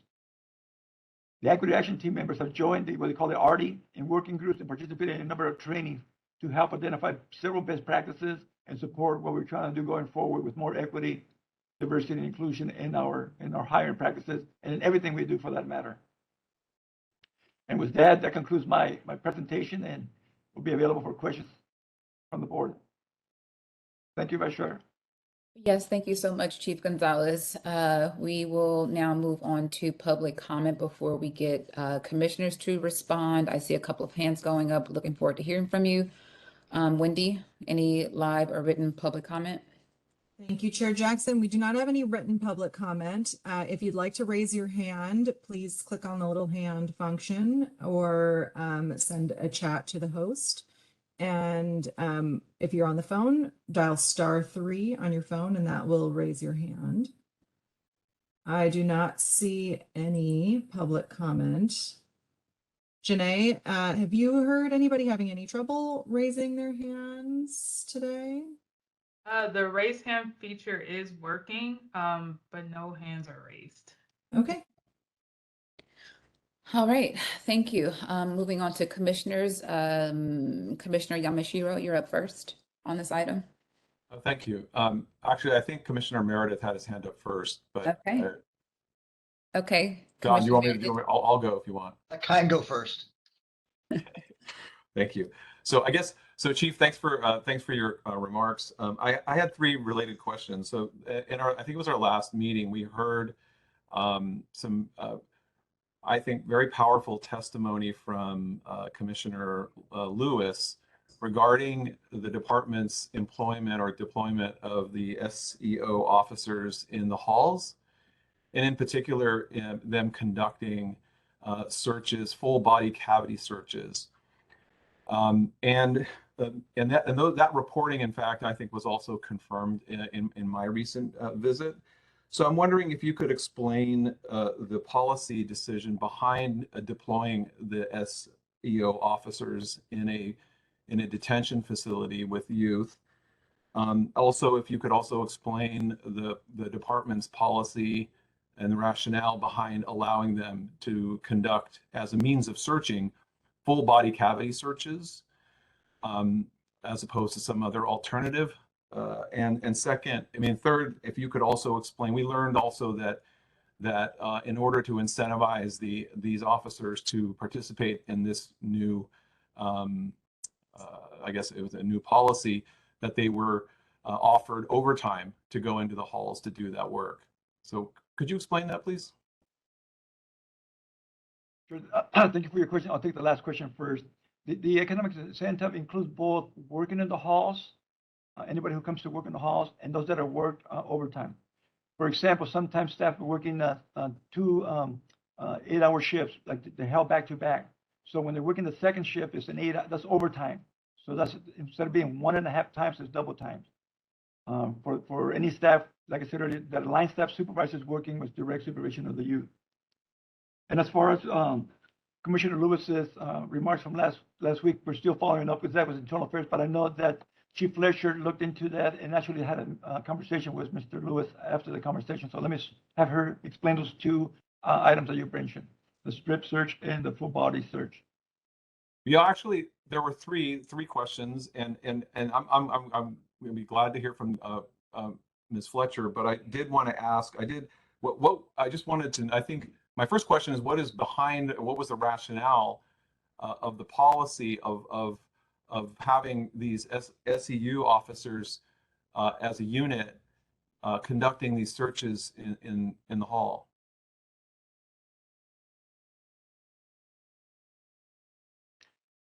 What the first thing is, it goes back to the lack of staffing, and SEOs usually come in. First of all, let me just say they're not armed. They're just additional bodies that come in and help search because we're low staffing there. So that's one of the reasons why SEO comes in to help out. Chief Fletcher, Are you saying that there are no other probation officers available to do the searches of the youth? That the only reason that you're bringing in the SEO officers as a policy is because of a staffing shortage? No, that's part of the problem, the staffing shortages. But SEO comes in and works as a team. So normally they come in and do the search and they turn things over to the staff that are working there. But like I said, we don't have a lot of staff. If you've been there, you've seen we won't have maybe one or two on each side of the unit. To be able to conduct a thorough search, then we need to have proper staffing to monitor the youth as well as conducting the search. Okay. Fletcher, can you address the other portion? Yes, absolutely. So in addition to providing support in the units, our SEO team has more training in being able to conduct those searches. These are the same officers that have the canines that can also come in and search, which has less impact on the youth because it's just the dogs searching the rooms. We do not do body cavity searches. Those are conducted by medical professionals and not probation staff. So the searches that we conduct may result in a strip search. We certainly can provide a policy to the POC of what that entails, but it does require a supervisor's approval to be able to do those. So what typically happens in a search is that our staff will come in to do the search. We will wand using, the traditional wanding method for searching a youth. If there is a hit of metal on the individual that we are searching, we certainly then ask the youth to provide what has alerted the wand. And if they don't, we then, in some situations, will then revert to a strip search, but that is not a body cavity search by any means.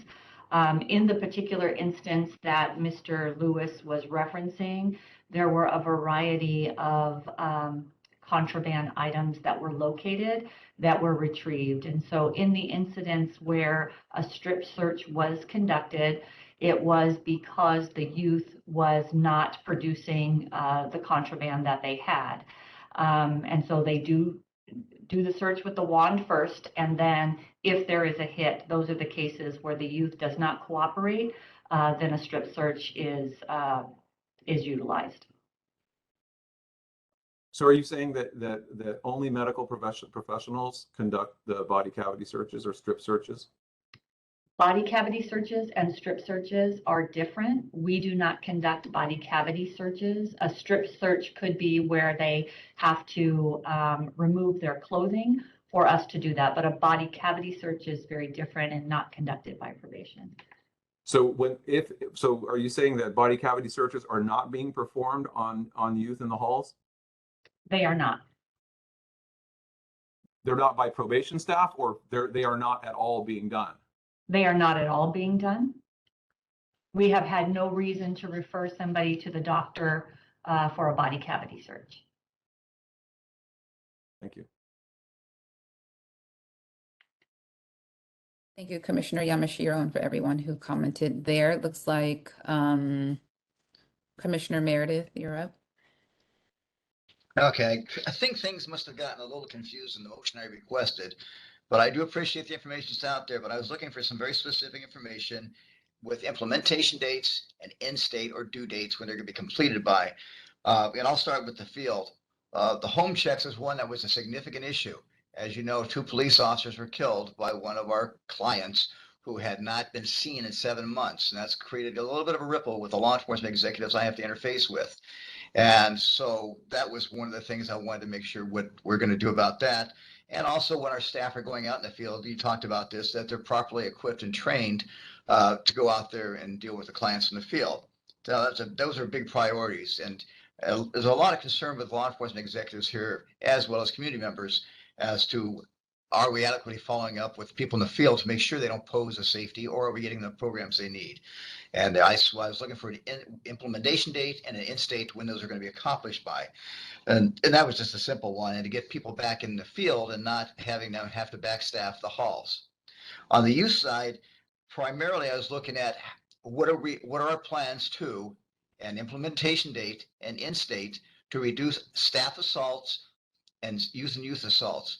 You know, we have a lot of staff that are getting assaulted, and we have people not coming to work because they're too scared to come to work for the assaults. What are we doing to stop that? You know, how are we impacting that? And along the same lines, trying to get back to work, obviously. But those were critical ones that I really wanted answers to with here's what we're going to do, here's when we're implementing it, and here's the end date. And I got to tell you, even the secure track youth, when are we going to have that accomplished? Because this language so long, when are we going to actually get them out there into the facilities, the programs they need? And so that was my motion, was the 5 top priority items to address those issues with implementation dates in state and when to be accomplished by. That's what I was focused on. I do appreciate it. I'm sure you'll send us a copy of what you just briefed us on so we can kind of digest that. Thank you, Commissioner Meredith. Commissioner Dupuy. Thank you. I think what Commissioner Meredith said was really important, and is something that's coming up for me in a recent visit I did. And it has to do with, I think, some of the staffing, the backstaffing of the halls too. So I guess one thing I'm wondering as a point of clarification is bringing the SE unit or folks into the halls, will that end once new staff are hired? Or how is that timeline expected to roll out is my first question. I have several other that go on top of that, but that's my first. Yeah, once we bring in the new staff, then there will not be need for deployment. Okay. COs, AB 109, course supervision, field staff will not be needed in the facility. Okay, great. That's what I figured that much. So I'm wondering, is there another, considering those staff are trained, although they're trained for specific things, can they provide general supervision in the units while we are waiting for other staff to be trained and brought on? Because, and I'll give you like some more background about what I'm thinking. I know programming is difficult right now because of staff shortages. I also know that having constant programming for young people is shown to decrease staff assaults, increase people's like general well-being, all kinds of things. So and then on top of that, I've also heard that there's a lot of programs that aren't coming in anymore. So I'm trying to figure out if probation is kind of on top of that cycle of the intersection between those things.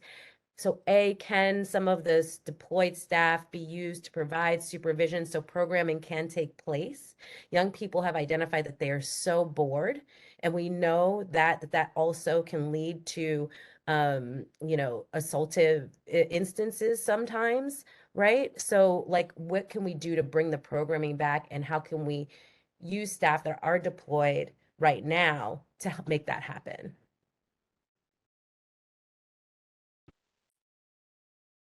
Yeah, great questions. I think we always try to look and see who can we bring in to assist.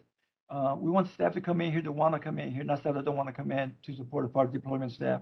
And I agree with you. When I walk around too, and I don't see the programs that I want to see, I don't see the community-based groups that don't want to come in or can't come in. That creates a challenge.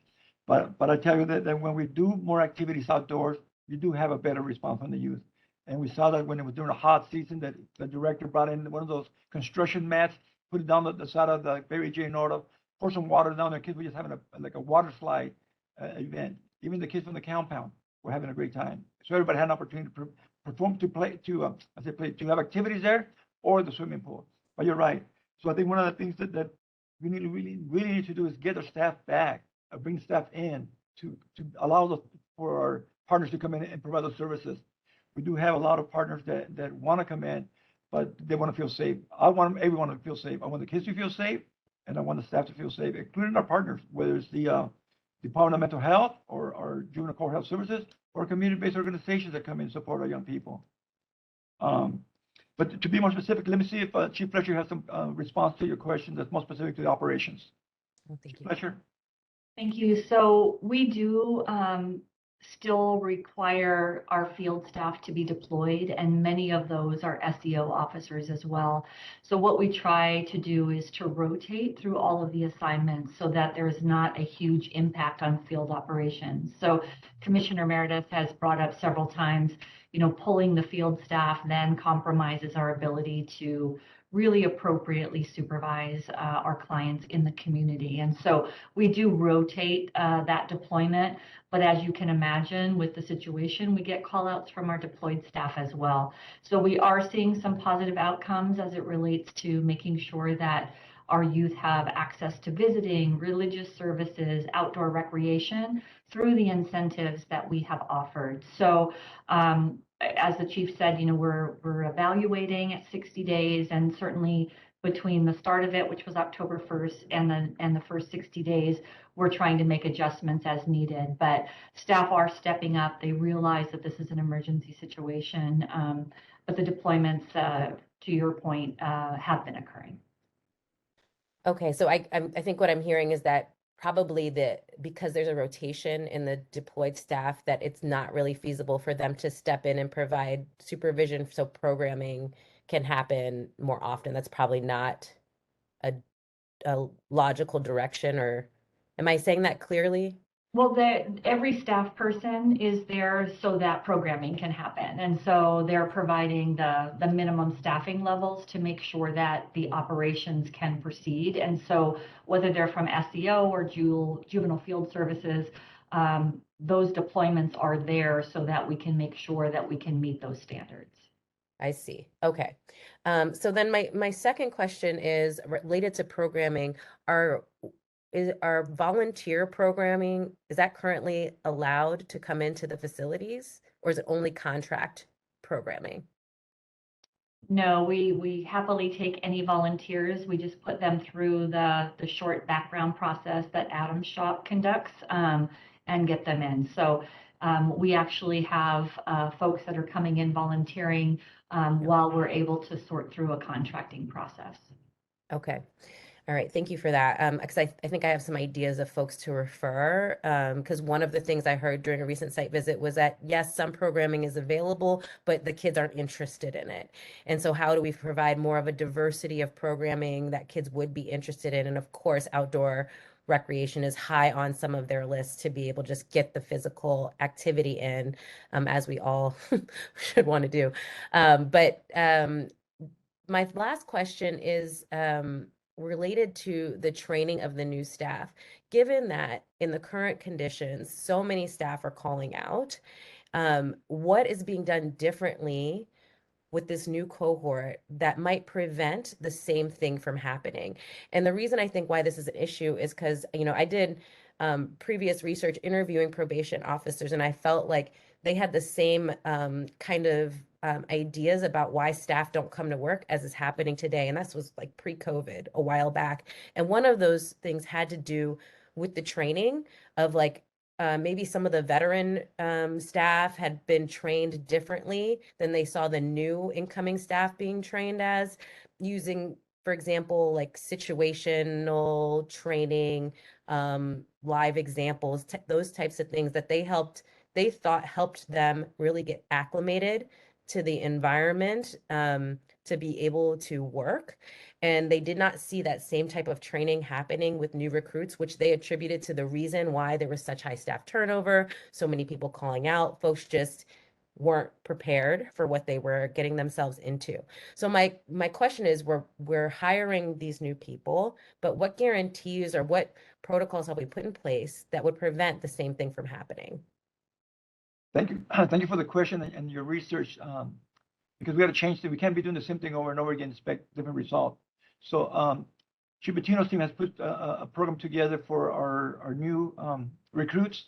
Like I said, we're looking at a variety of backgrounds, various disciplines, but we want our recruits to be reflective of the community that we serve in our population. Chief Bettino, can you talk about the plan for the new recruits coming in so that we don't repeat what happened with people just calling out? Sure. So a lot of it is better coordination with operations, frankly. Try to keep our new recruits closer, if that makes sense. So part of what we've done historically is we push them through like a 10-week academy, and only then would they sort of start to be exposed to the actual work. Part of this is just urgency and trying to get staff support, but we're going to break up the academy, and then so there is a state requirement where you need to complete the academy in the first year. So trying to figure out what are the bare bones things that they need right out of the gate, and then push them to the line with a mentor. So Chief Fletcher's team has identified some mentors already within Detention Services Bureau who would really hold those recruits more closely.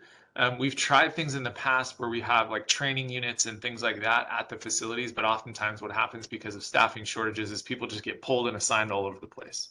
And so making a more concerted effort to do that, really hold those recruits closely and then bring them back for more training, which we think is going to be so much more beneficial. There's an opportunity to debrief. There's an opportunity to have real life experience and sort of share that with our academy instructors and talk through, this thing happened, how should I address it in the future? Or here's some things that I'm seeing that seem to maybe be contrary to what it is that we're trying to do here. So I think that'll be really go a long way as we bring those new recruits along. And the other thing that we're doing is actually working with DYD. So this is part of a motion that came from the 2nd District where they wanted DYD to look at our examination process and hiring, things like that. We are also asking them to take a look at some of our training curriculum. They are not obviously staffed to the capacity that they will eventually be, I suppose. But even now, they're starting to think through some of the training curriculum that would be offered to their folks. We want to ensure that we're in alignment with that. And so taking a look at, what their plans are, also taking a look back at Youth Justice Reimagined to ensure that the curriculum itself is similar to kind of an extension of what's called out in the Youth Justice Reimagined report. So those are some things that are top of mind and things that will be implemented with this first academy that we hope will start. Our scheduled start date is October 28th. Thank you.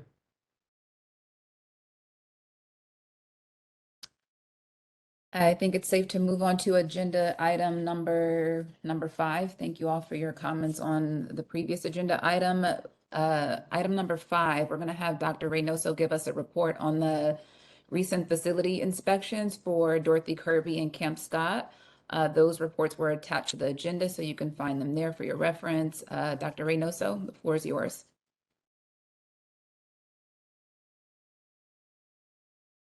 Thank you, Commissioner Jackson.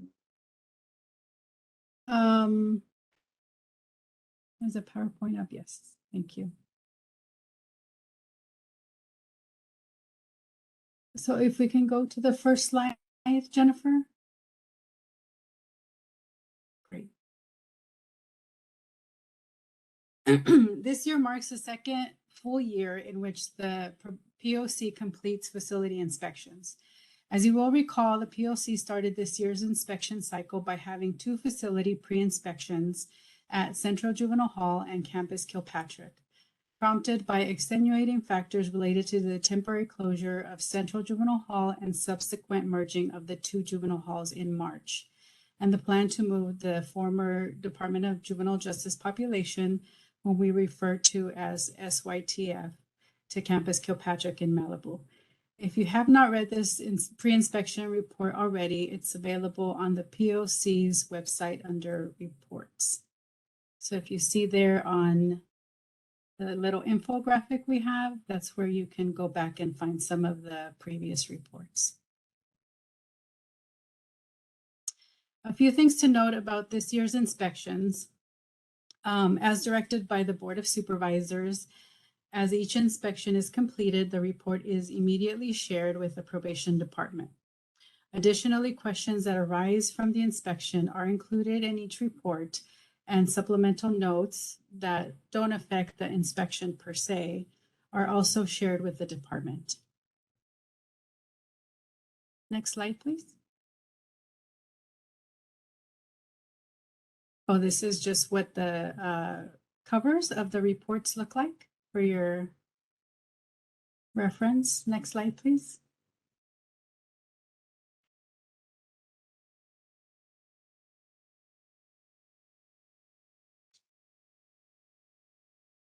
Now, turning to the report for the two facilities we're talking about today. The Dorothy Kirby Center, otherwise known by its acronym as DKC, and Camp Scott inspections, they were conducted in June. Two commissioners, can we have the next slide, please? Oh, you know what, Jennifer, this is the different PowerPoint. It's okay.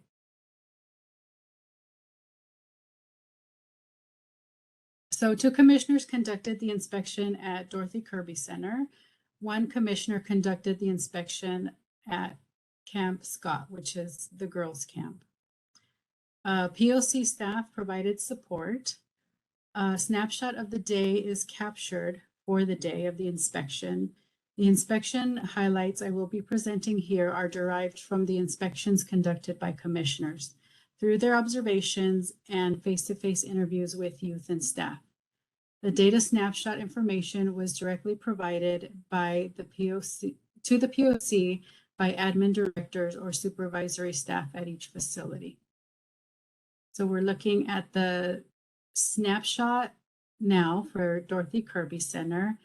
And for the sake of time, I'm just going to go through a couple of these data points. The youth population for Dorothy Kirby Center, let me step back. For Dorothy Kirby Center, the population there is co-ed. For that day in June, there were 30 youth. There were not any youth at court that day. The total active staff, supervisory staff, available for this day. These are staff that are GSNs or DPOs that directly work with the youth. That number is 147 staff members. Thereby the ratios, the staff to youth ratio for the day was 1 to 5 during the day and 2 to 5 at night.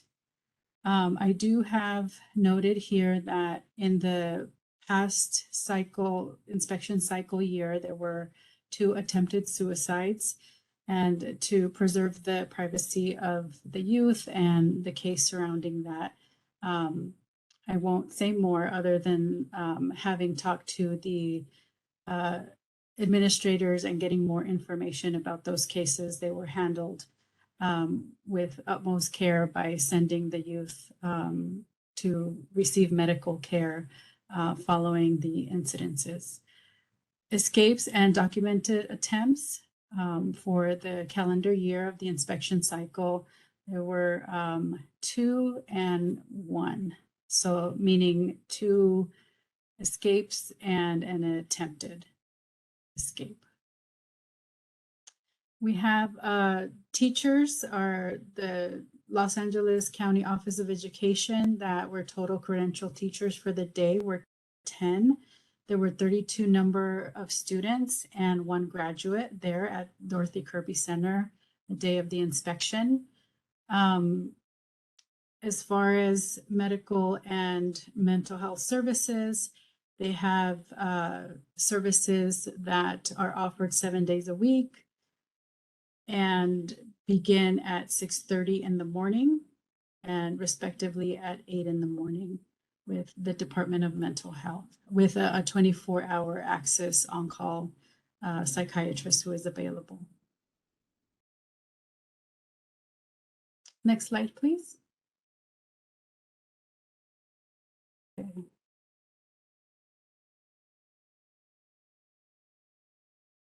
So now I will share the general notes or findings from the commissioner notes. As described by a commissioner, a remarkable finding was that unlike other LA County probation custody facilities, there was no detectable signs of graffiti throughout this facility. Also noted that in the process of the inspection, the commissioner received a grievance information by a youth that the youth had submitted one and was concerned about where in the process it was. It was related to some perceived threats by a probation officer. The commissioner followed up on this grievance with the director of the facility and confirmed that this grievance was being handled and is currently under investigation. So that was noted in the report. Also noted through this inspection is that the facility's tone was generally found to be very respectful and encouraging for youth and for staff members alike. In addition, another note pointed to the need for clarification of roles and assignments across the facility amongst probation staff, cottage staff, Hope Center staff, and assigned DPOs who carry caseloads. This also tied in with the need for clarity around these POs that are more reporting to the court on a regular basis. An item cited by all commissioners was the potential to increase the vocational programming for the youth at Dorothy Kirby Center.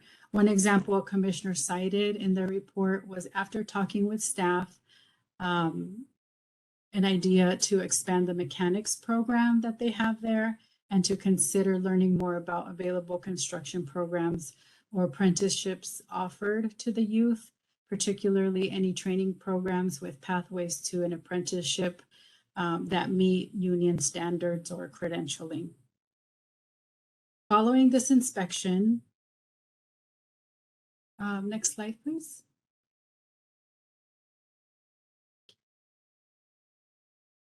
Following this inspection, 2 questions were framed and provided to the department within the body of the report. However, I'm noting here that the POC has not received a response to these questions. The questions appear on this slide for your reference. They are you, as probation, engaging CBOs that specialize in vocational training, particularly those that offer special certifications to participants? If so, how many are currently offering services and/or how many do you plan to engage in the future? The second question being, what is probation doing to clarify roles, responsibilities, and expectations amongst case-carrying DPOs and cottage staff? Next slide, please.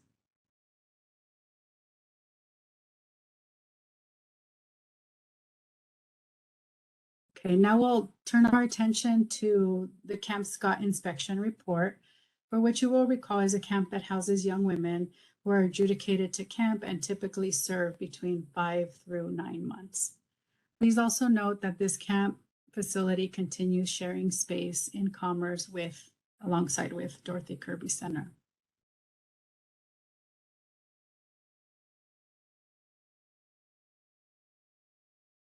Okay, so our numbers here collected for Camp Scott, we showed a population of 3. 1 youth was in court that day. There were 11 active staff members assigned to Camp Scott. The ratio for that day, the day ratio was 2 to 3. And the night staff to youth ratio was 2 to 3 as well. There were no attempted suicides recorded for the calendar year, nor escapes or documented attempts. They're noted to have 6 credentialed teachers assigned to Camp Scott, 3 students and 0 graduates. Again, this is a snapshot of the day in June for this inspection. Access to medical and mental health services was the same. 7 days a week availability with coverage beginning at 6:30 for health services and 8 a.m. to 8:30 p.m. in 10-hour shifts for the mental health team, as well as availability to on-call psychiatrist available 24 hours, 7 days a week.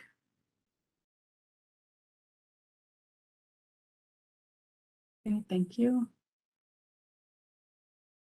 As you can see, there are 5 top notes that came out of this inspection. The first and second findings are somewhat related. Probation staff expressed the need for better communication and collaboration amongst different agencies such as DMH, JCHS, LACO, and facilities, amongst facilities as well with Kirby, and would like to see more engagement and communication between CBOs and probation staff as well. A second finding was that increased collaboration and communication between Dorothy Kirby and Scott is needed. Thirdly, probation staff indicated that they had more programs, increased flexibility, space, such as a track, grass field, and more CBOs offering services at their original camp, which was located in Santa Clarita, compared to the Scott at Kirby.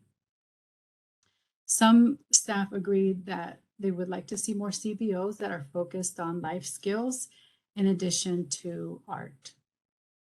Finally, it was noted that staff would not only benefit from trauma-informed training, but they would also like to see an increase in practical day-to-day type of training that could enhance their job performance at the facility. The questions asked, next slide, please. The questions asked about Camp Scott are the following. What are some opportunities being created to enhance team building, cross-training, and interfacility communication between Camp Scott, DKC, and agency partners?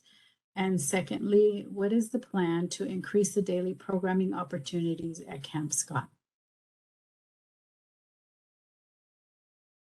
Thank you, Chair Jackson.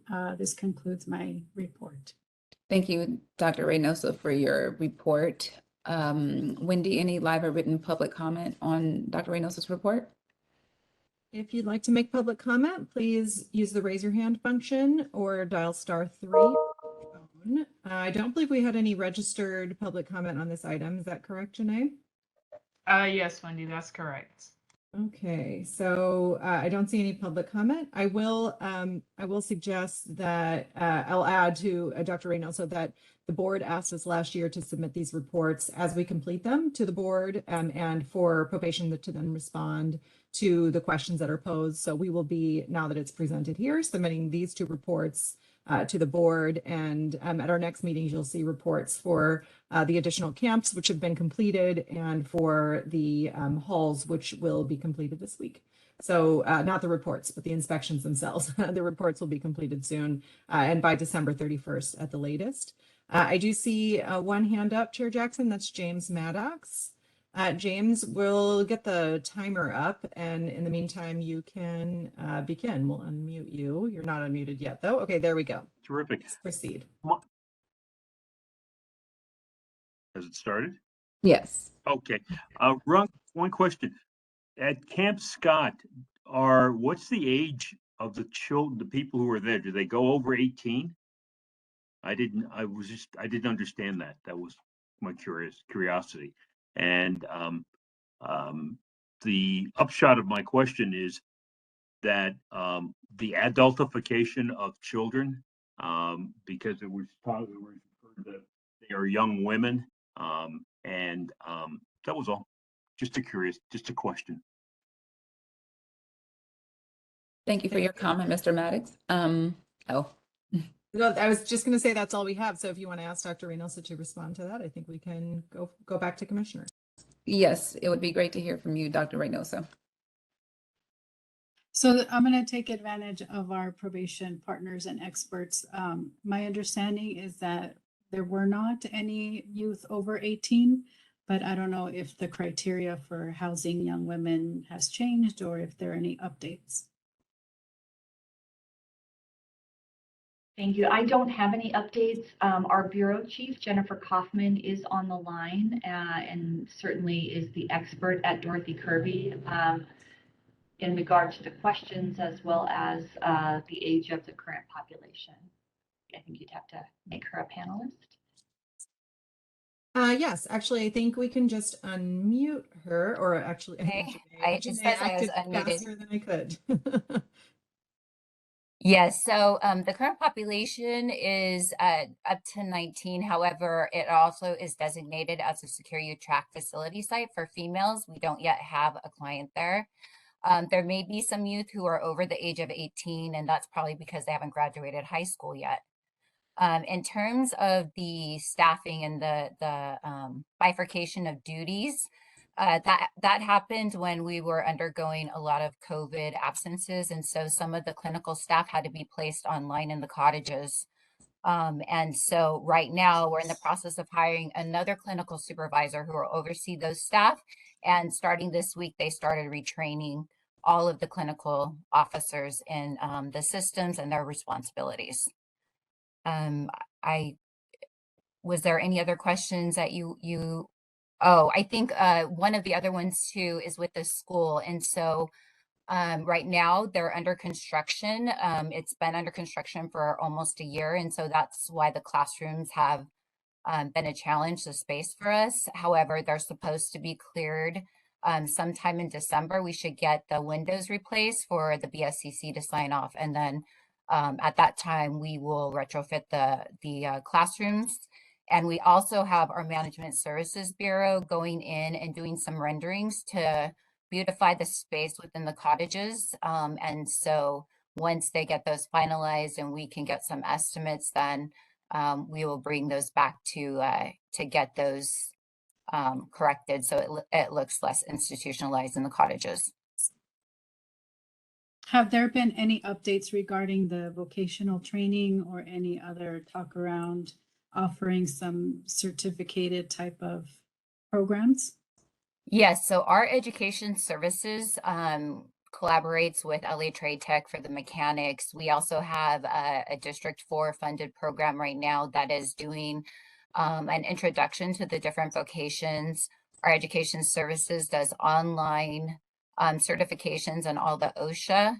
And then they are also working with LACO to bring in more career technical education for construction, culinary, and there's several others that they're working on. And those would be offered to both populations at DKC and Camp Scott? Absolutely.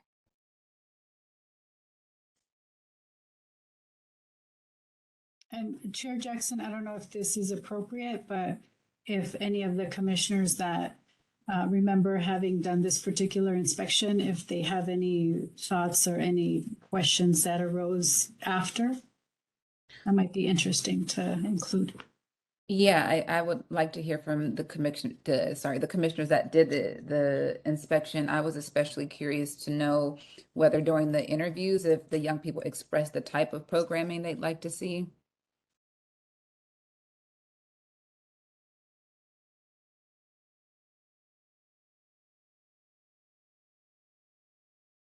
Who participated in those inspections? I don't believe that one of the commissioners is here today who did participate.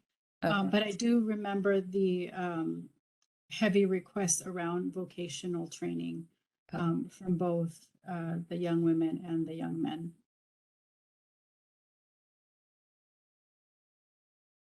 Okay, hearing no commissioner respond to that, I think it's okay for us to move on. Great. Do you have any final thoughts, Dr. Reynoso, on the inspection process and the report? No, Dorothy Kirby Center and Scott went pretty smoothly. There were a couple of notes that were sent, side notes that were sent to probation about the process and experience of capturing some of the information and data that was very challenging.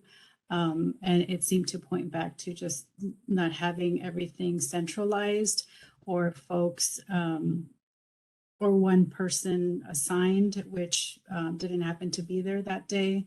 So obstacles like that were experienced that particular day resulted in staff, waiting on information till late hours in the night. Do we have suggestions on how to maybe improve that in the future? I'd love to continue conversations with the leadership on that, and see if, by next year we can improve some of that. Absolutely. Thank you. Thank you again. We're moving on to agenda item number 6, where we will discuss and take any necessary action on probation's progress regarding site selection and programming for youth disposition to the secure track.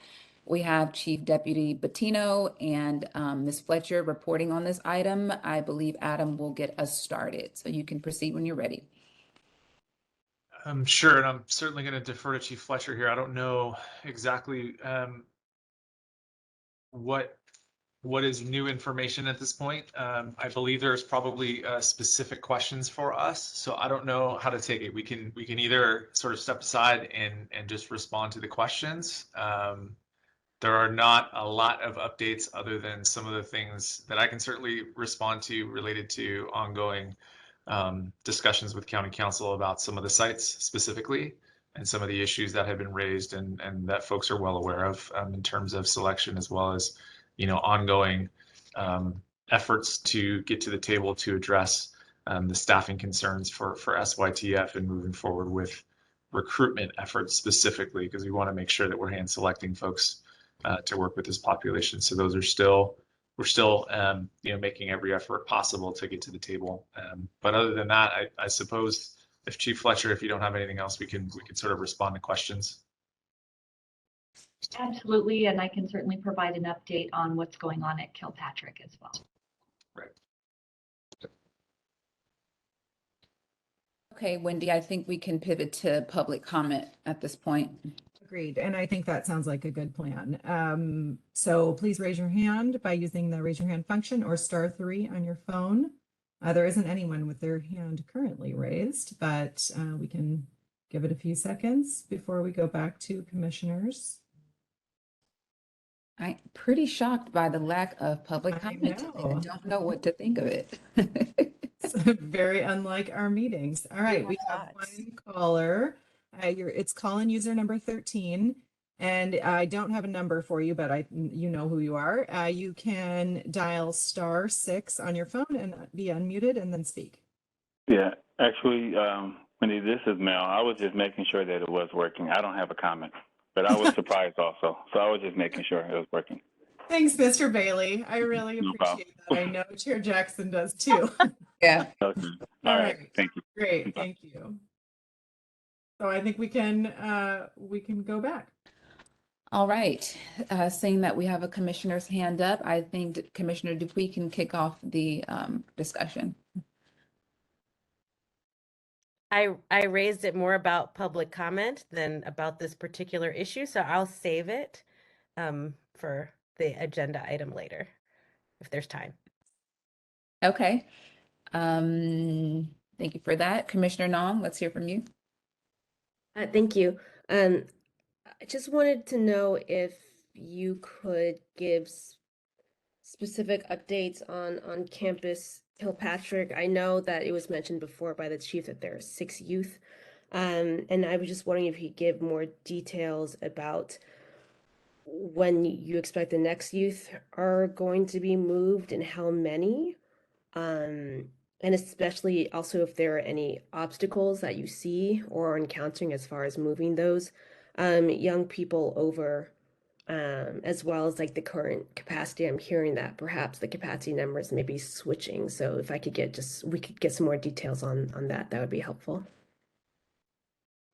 Sure, absolutely. So on September the 14th, we moved 6 of our secure youth track young people to Kilpatrick. As part of that process and part of the planning that Mr. Bettino has led, that required the BSCC to take a look at the facility for Title 24 regulations. And so just prior to the move, our representative came out and identified some areas that could compromise the safety and security of the facility, staff, and the youth. And so she identified those things. It had to do in general with perimeter fencing, for example, the interior patio fencing at each cottage, facility glass, and some of the egress to classrooms in the school area. So what we agreed to as we looked at some of the challenges was to provide one-on-one supervision for the 6 youth. So with the understanding that we would be reevaluating in 30 days. So as you know, that 30 days is up tomorrow. And I am happy to report that the staff have done great. The youth have done exceptionally well at Kilpatrick. And so we're really pleased with that. One of the concerns in moving youth was how will they go from having individual rooms to a more open dorm setting. So what we did very specifically was we used one cottage. And if you're familiar with Kilpatrick, a cottage has 2 units. We put 3 of our young men on one side of the cottage and 3 on the other. So they had access to really their private area, 3 and then the other 3. But during this 30 days, they have programmed together, they have gone to school together, they have had their meals together, they have gone out for recreation together. So if you recall, I think the last time we reported, these were all youth from the same unit at Barry J. And so they were familiar with each other, they got along well together, and they continue to prosper there. So we're really happy with that. We have worked very closely with providers to make sure that what they were receiving at Barry J would transfer over and also be provided to the young men at Kilpatrick. So what we are working on with the BSCC and communicating this week several different times is what our plan is going forward. So what we know is with the anti-climb fencing and the roller bars, that has largely been delayed because of the supply chain issues. But Mr. Bettino was able to confirm that by the end of November, we would have those pieces in place, which is really positive. So not waiting until November 30th, but really working with the BSCC to inform them how we're going to mitigate any of the security compromises. We will be able to reach an agreement and move additional youth to Kilpatrick. So we still want to do that in small cohorts to make sure that the infusion of additional kids with our 6 is going to be successful. So I've explained, I think in prior meetings, maybe just the last one, about the process that we went through.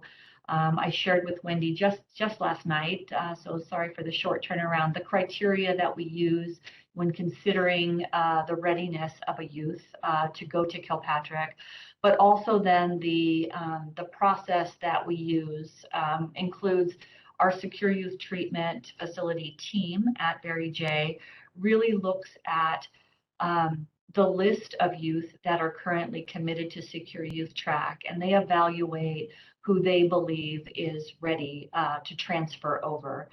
Then there is a reclassification and transitional MDT meeting, and that includes DMH, Juvenile Court Health Services, LACO, ARC, HDA, the Healing Dialogues in Action, our own educational services, our own SYTF team, and attorneys for each of the youth. And so they're all sitting down and having a conversation about the timing of the move and the readiness of the youth to move, because we certainly don't want to set up anyone for failure in what is a very different environment. So after that happens, then we go back to the table with Healing Dialogues in Action, who are credible messengers, to really conduct a group mentoring meeting to talk with the young men who are going to be transferred. So that was really successful in the last cohort. We intend to apply that to every process that we have moving forward. So I can't give you an exact date of when additional youth will be moved, but certainly it is our goal to do it as quickly as possible. So I am quite certain that before our next meeting that you will see some movement to Kilpatrick. And we're really deciding on what that number looks like and really reevaluating youth. And I know, one of the concerns always is if you're leaving some of these youth at Barry J for an extended period of time, then they start to engage in behavior that is concerning. So we're trying to work with the youth at Barry J to make sure that we are keeping them optimistic about the move and keeping them engaged in programming while they are pending that transfer. So our director, Marianne Smiley, who oversees Secure Youth Track, has done an incredible job with communicating with the youth to give them realistic expectations about moves, which has been helpful as well. So happy to answer any other questions that you might have. Am I allowed to ask a follow-up question? Thank you. No, thank you. Thank you for that detail. I'm gonna, the number of questions that inspired, I'll do them all at once. So I understand that the BSCC has given you a list of improvements, I'll just call them that, and that your decision, your response based on that is to have one-to-one supervision.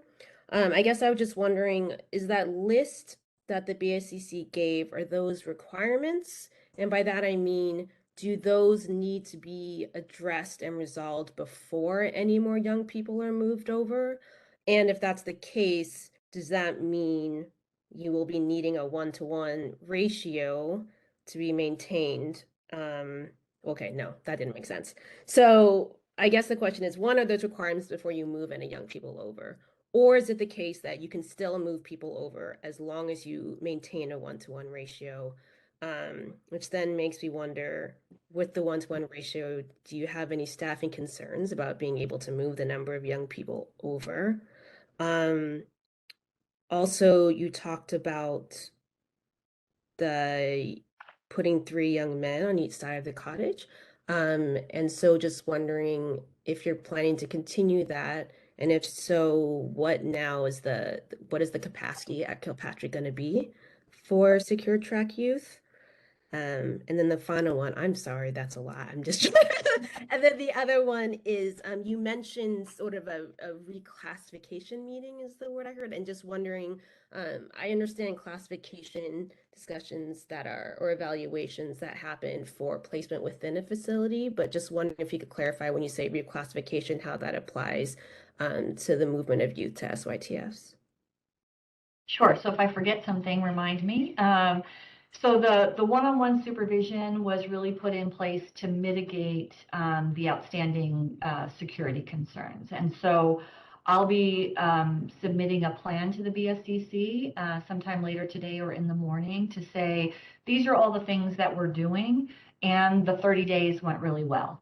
And so can we do something different with staffing? Because it really is unrealistic for the staffing situation and the youth to have that many people supervising youth. And so we're hoping that we'll be able to move away from the one-to-one while the improvements are underway. And so those are discussions that I am having with the BSCC. So hopefully we'll get away from that, because if we were required to do the one-on-one, it will pull some of the reassigned staff from our juvenile halls back into Campus Kilpatrick. So we'll need to balance that. We're not going to let that stop us from moving youth. We will make the appropriate adjustments to get some of those youth moved. The reclassification and transitional MDT meetings is really just to sit down and to have a conversation with all of those parties to determine whether or not a youth is ready to go, right? So I think we just called it a reclassification, but it is to do one more assessment after they've been in the program for a while at Barry J to be able to say they are ready to go.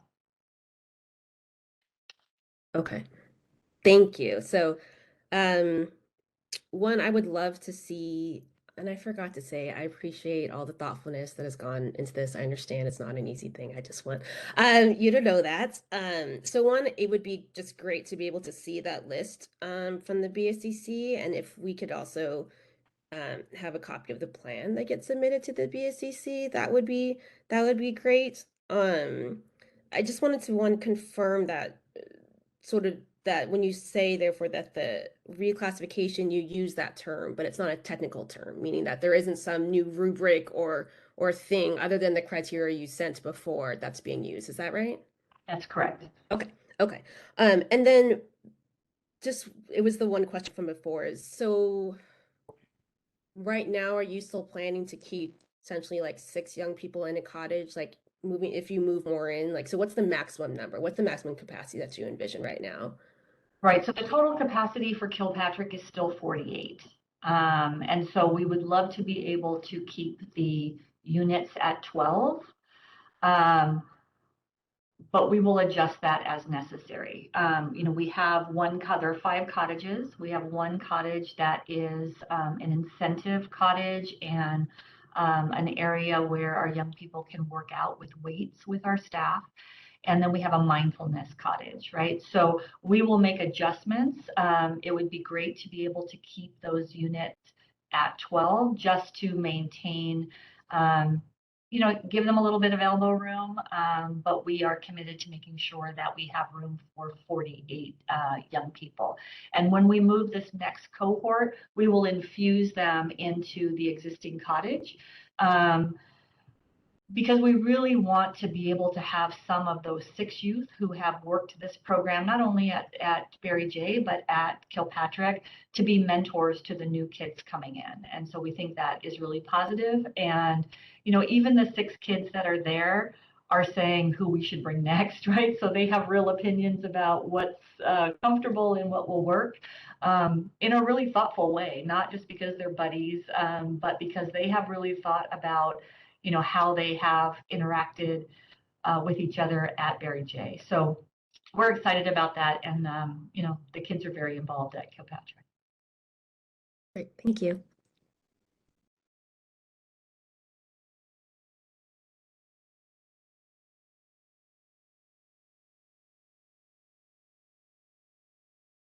Commissioner Jackson, we can't hear you. I said quite a bit and nothing at the same time. Thank you for your comments, Ms. Fletcher and Commissioner Nong. It looks like Commissioner Garcia-Ley's hand is up now. So I obviously continue to have a lot of concerns about where we're going to be with SYTF a year from now. And I don't want to take up a lot of time, but I think a little bit of praise is worth it. Everything you said, I'm 100% behind. I think you guys are thinking about the moves to Kilpatrick with all the right approaches and taking the steps that are needed. It seems to be working great, and you guys really deserve credit for the whole department and everybody involved for making this move to Kilpatrick work as well as it has so far. Thank you. Thank you, Commissioner Garcia-Leyes. I think we all have a share of maybe qualms about, the future of SYTF and, feeling optimistic at the same time, right? But during my inspection this week at Barry J, I was obviously still concerned about some of the things that I saw. And so I'm feeling it's necessary for me to sort of just ask, like, what are the plans to improve, like, the conditions at Barry J while youth are there? The compound, the state that it's in, I mean, I really can't help but to feel like the physical conditions of the units are contributing to some of the behavioral issues that we kind of see. So can you maybe speak to any plans to maybe beautify the compound? Yeah, absolutely. So we are undergoing, transforming our units into a home-like environment. Adam and his team, through materials and supplies, really is taking the lead on that. Some of that work has started already. Furniture has been ordered, painting has been done. But I think in prior meetings, right, the point made was it's not just about the paint, it's about the programming and the environment as a whole. And so that is really what our focus is. But clearly a lot of work on the physical environment has been done. So I don't know, if, Adam, you have more details on that. Just a little bit, and it, you know, it's painting, plumbing, flooring, replacing the furniture. Some of the things, though, to be totally blunt, you know, Chief Fletcher and I have reviewed some of the home-like recommendations that were made previously, and unfortunately, because things take so long, you know, the furniture isn't great. I'll just say it. We really want to take another hard look at that because it isn't home-like. We've called it that, and it's just not. And what is allowed and meets Title 24 expectations, all of that, I think we need to dream a little bit bigger, and that's what I've encouraged my team to do, is to take a solid look at what's possible. Can we bring in couches and things that we've actually seen in other jurisdictions? Can we get those metal tables up and just replace them with tables? To me, that's about the most carceral thing you can have, is those metal tables with the stools on them. So rather than trying to repaint them or something like that, just get rid of them. Similar to what some of us saw over at Los Padrinos, right?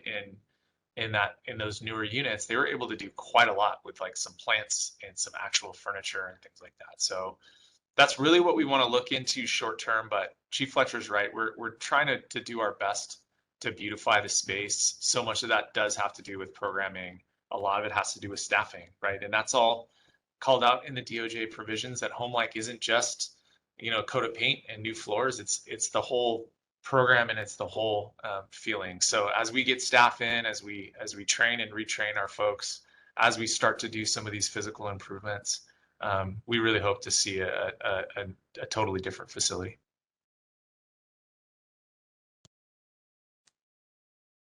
Thank you both. Any other comments from commissioners?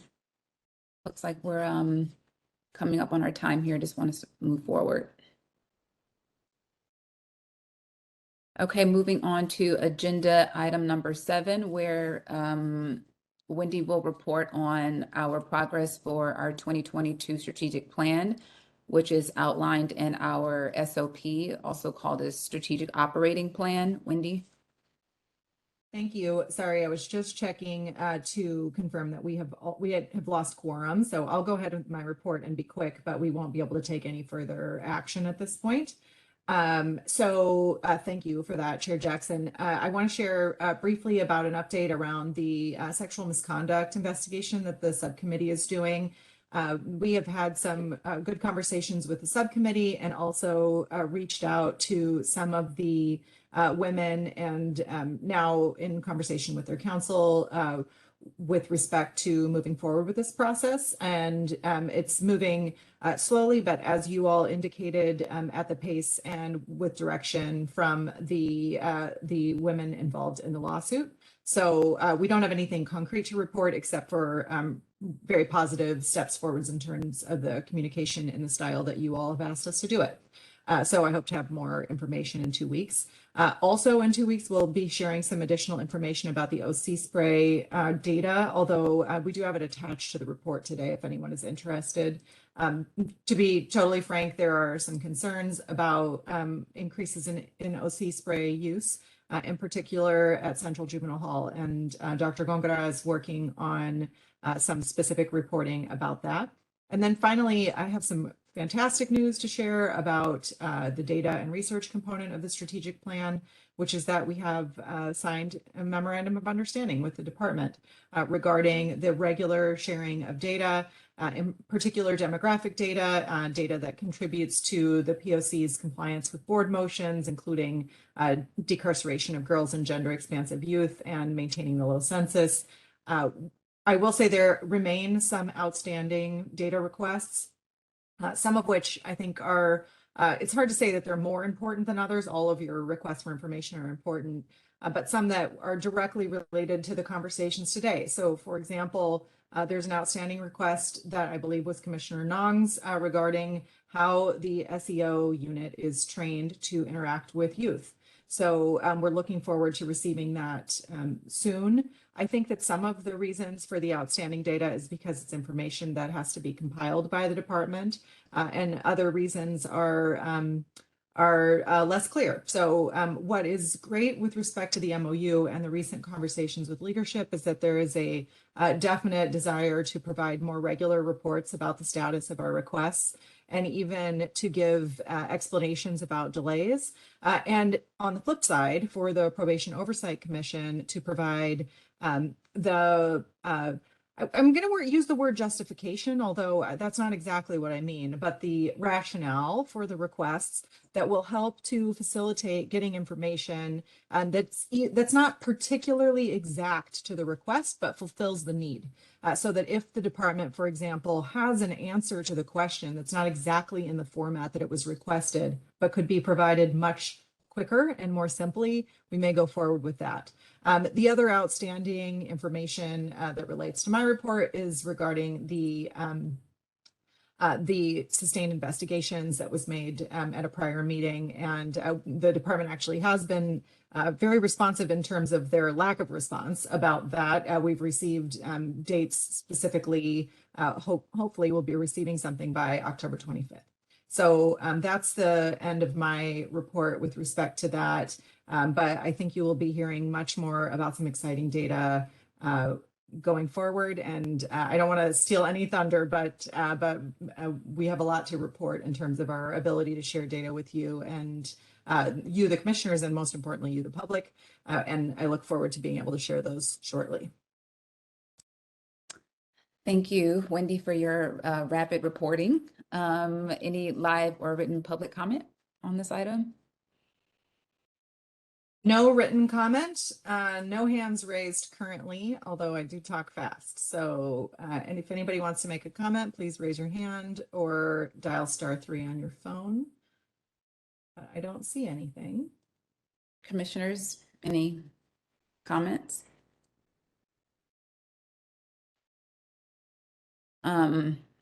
I would just add that one, Wendy, thank you for the update and thank you for spearheading strategic planning for the commission. Would probably just add that I'm involved in the sexual misconduct ad hoc committee, and I'm looking forward to working with the women who are involved in the lawsuit. Our real goal is to hear from them, right, and have them identify the desired outcomes and most importantly, shape that process for us. And so I'm looking forward to next steps on that. Seeing that no other commissioner has raised their hand and no public comment, right? I think it's safe to move on to agenda item number 8, which are matters not posted on the agenda or to place on the future agenda for action. And this is where we just sort of open it up to commissioners to talk or to address things they want to that are not on the agenda.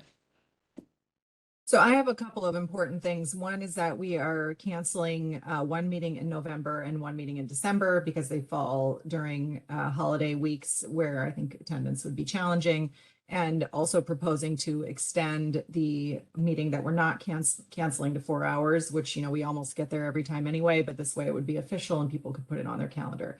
So the leadership of the commission has already approved that, and we'll be sending out a notification of that. And actually, I believe it's attached to the agenda, if I'm not incorrect, with the dates.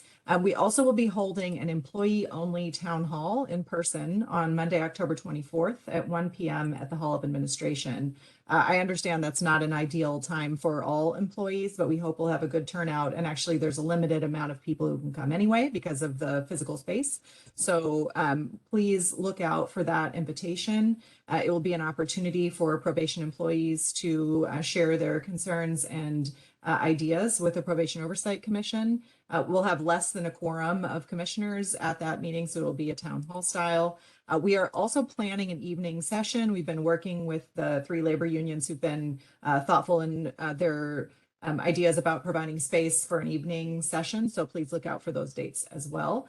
And also in great news, we have been approved for a new position for the Probation Oversight Commission. It is a position to work with my colleague Ismael Chinchilla, who is our Community Information Officer. We're looking for someone, the title is Community Services Coordinator, but I think am not remiss, you can look at the job description yourself in the bulletin, but we're looking for someone with an interest and background in community engagement, community organizing, and social justice, someone who can help us reach out to youth and adults currently and formerly on probation or in the juvenile facilities, to families, to parents, to community-based organizations, helping to put together youth councils at the facilities. It's a great and exciting job.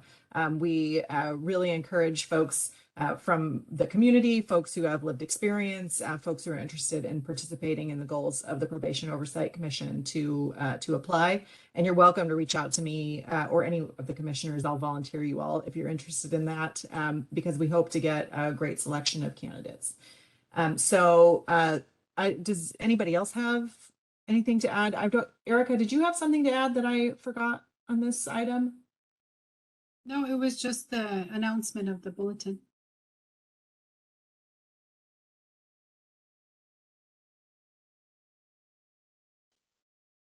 Okay, have any other hands gone up, Wendy, for public comment? Or no, we don't.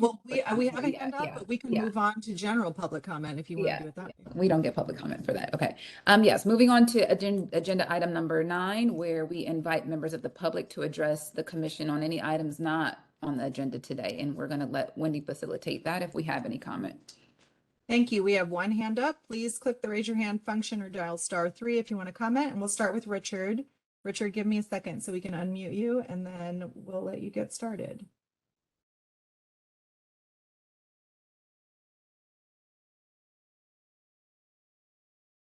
Okay, you can begin. Richard, can you hear me? Yes, I can. Great, you can begin. Okay, on October 2nd, SEO woke up the youth at midnight to conduct searches. This is child abuse. We had youth on medication who have experienced trauma. Waking them up in the middle of the night is abusive and dangerous. SEOs are not experts and don't understand juvenile policy. Also, assaults and OC spray use is on the rise. What is the plan to reduce those incidents aside from more staff? There's never a solid plan. We need a plan. That's all I got to say. We need definitely a better plan. Thank you. Thank you. Thomas,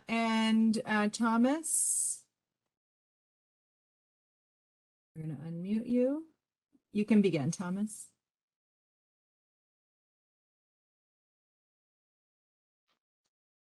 Thomas, Can you hear me? Yes, now we can hear you. Okay, thank you. I just want to say this is a good meeting. Appreciate it. You know, not too many comments, but still a good meeting. As far as the SEOs, you guys do realize they found shanks, vape pens, drugs, money, and all that other stuff. I think that's a little more dangerous than waking somebody up a little early. The whole point of them going in there was because they were, at the time, the kids were acting up and they was pretty much destroying and hurting people and doing all this stuff. So we had to call for assistance. Years ago, they would have called the sheriffs, and that would have been worse. But I guess they chose to call the SEO this time. They searched them, they found all that stuff. Nobody actually mentions that. Everybody forgets that part. You know, so when we talk about doing these searches, you got to see the importance of these searches. I mean, unless you guys want to give all their stuff back and, you know, let them deal with it as is. But when we do these searches, there's a reason for it. SEO went in there because there wasn't enough regular staff to handle it. They went in there, assisted. They found shanks. They found drugs. They found money. They found all type of things, cell phones, everything. That's why we do the searches. And it ain't no child abuse. It's actually saving the child, saving the kids. Because if somebody got hit with the shank, it'd been a different conversation right now. Somebody overdoses, it's a different conversation. So I just want to say, you know, I just want to thank the SEOs for the excellent job they did doing their searches. Thank you. Thank you. And that's the end of public comment. Chair Jackson, thank you. Thank you for your comments. I do have a question for either Mr. Bettino or Ms. Fletcher.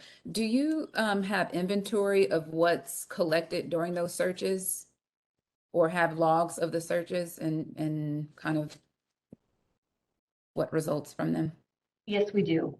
We document everything in an incident report and have a list of the contraband as well. Okay. I mean, I would like to, I don't know what kind of formal request needs to be made, or if I can just ask here if we can be supplied with that list. Certainly, I'll check with council to see what can be released, but many of the things the public caller made were items that were found: shanks, a phone, money, vape pens, vape chargers, and we find drugs, all of those things. So we'll check in with council to make sure what we can release, and we'll give you as much as possible. Yeah, that would be great. I mean, especially during the period where SEU or SEO has been sort of assigned to go into the units, I'm especially interested in what's been found during that period. Thank you, Ms. Fletcher. Seeing that we have no more comments from commissioners nor public commenters, I think it's safe to conclude the meeting. Yes, Wendy? Yes. Okay, well, thank you all for your comments today. As a quick reminder, be sure to follow us on social media at LA County POC. Also subscribe to our new YouTube channel by searching Probation Oversight Commission and clicking subscribe. To receive reminders about upcoming meetings and other POC happenings, visit our website at poc.lacounty.gov. To subscribe to our email listing, it is now 2:50, and I adjourn this meeting. Thanks again for your time.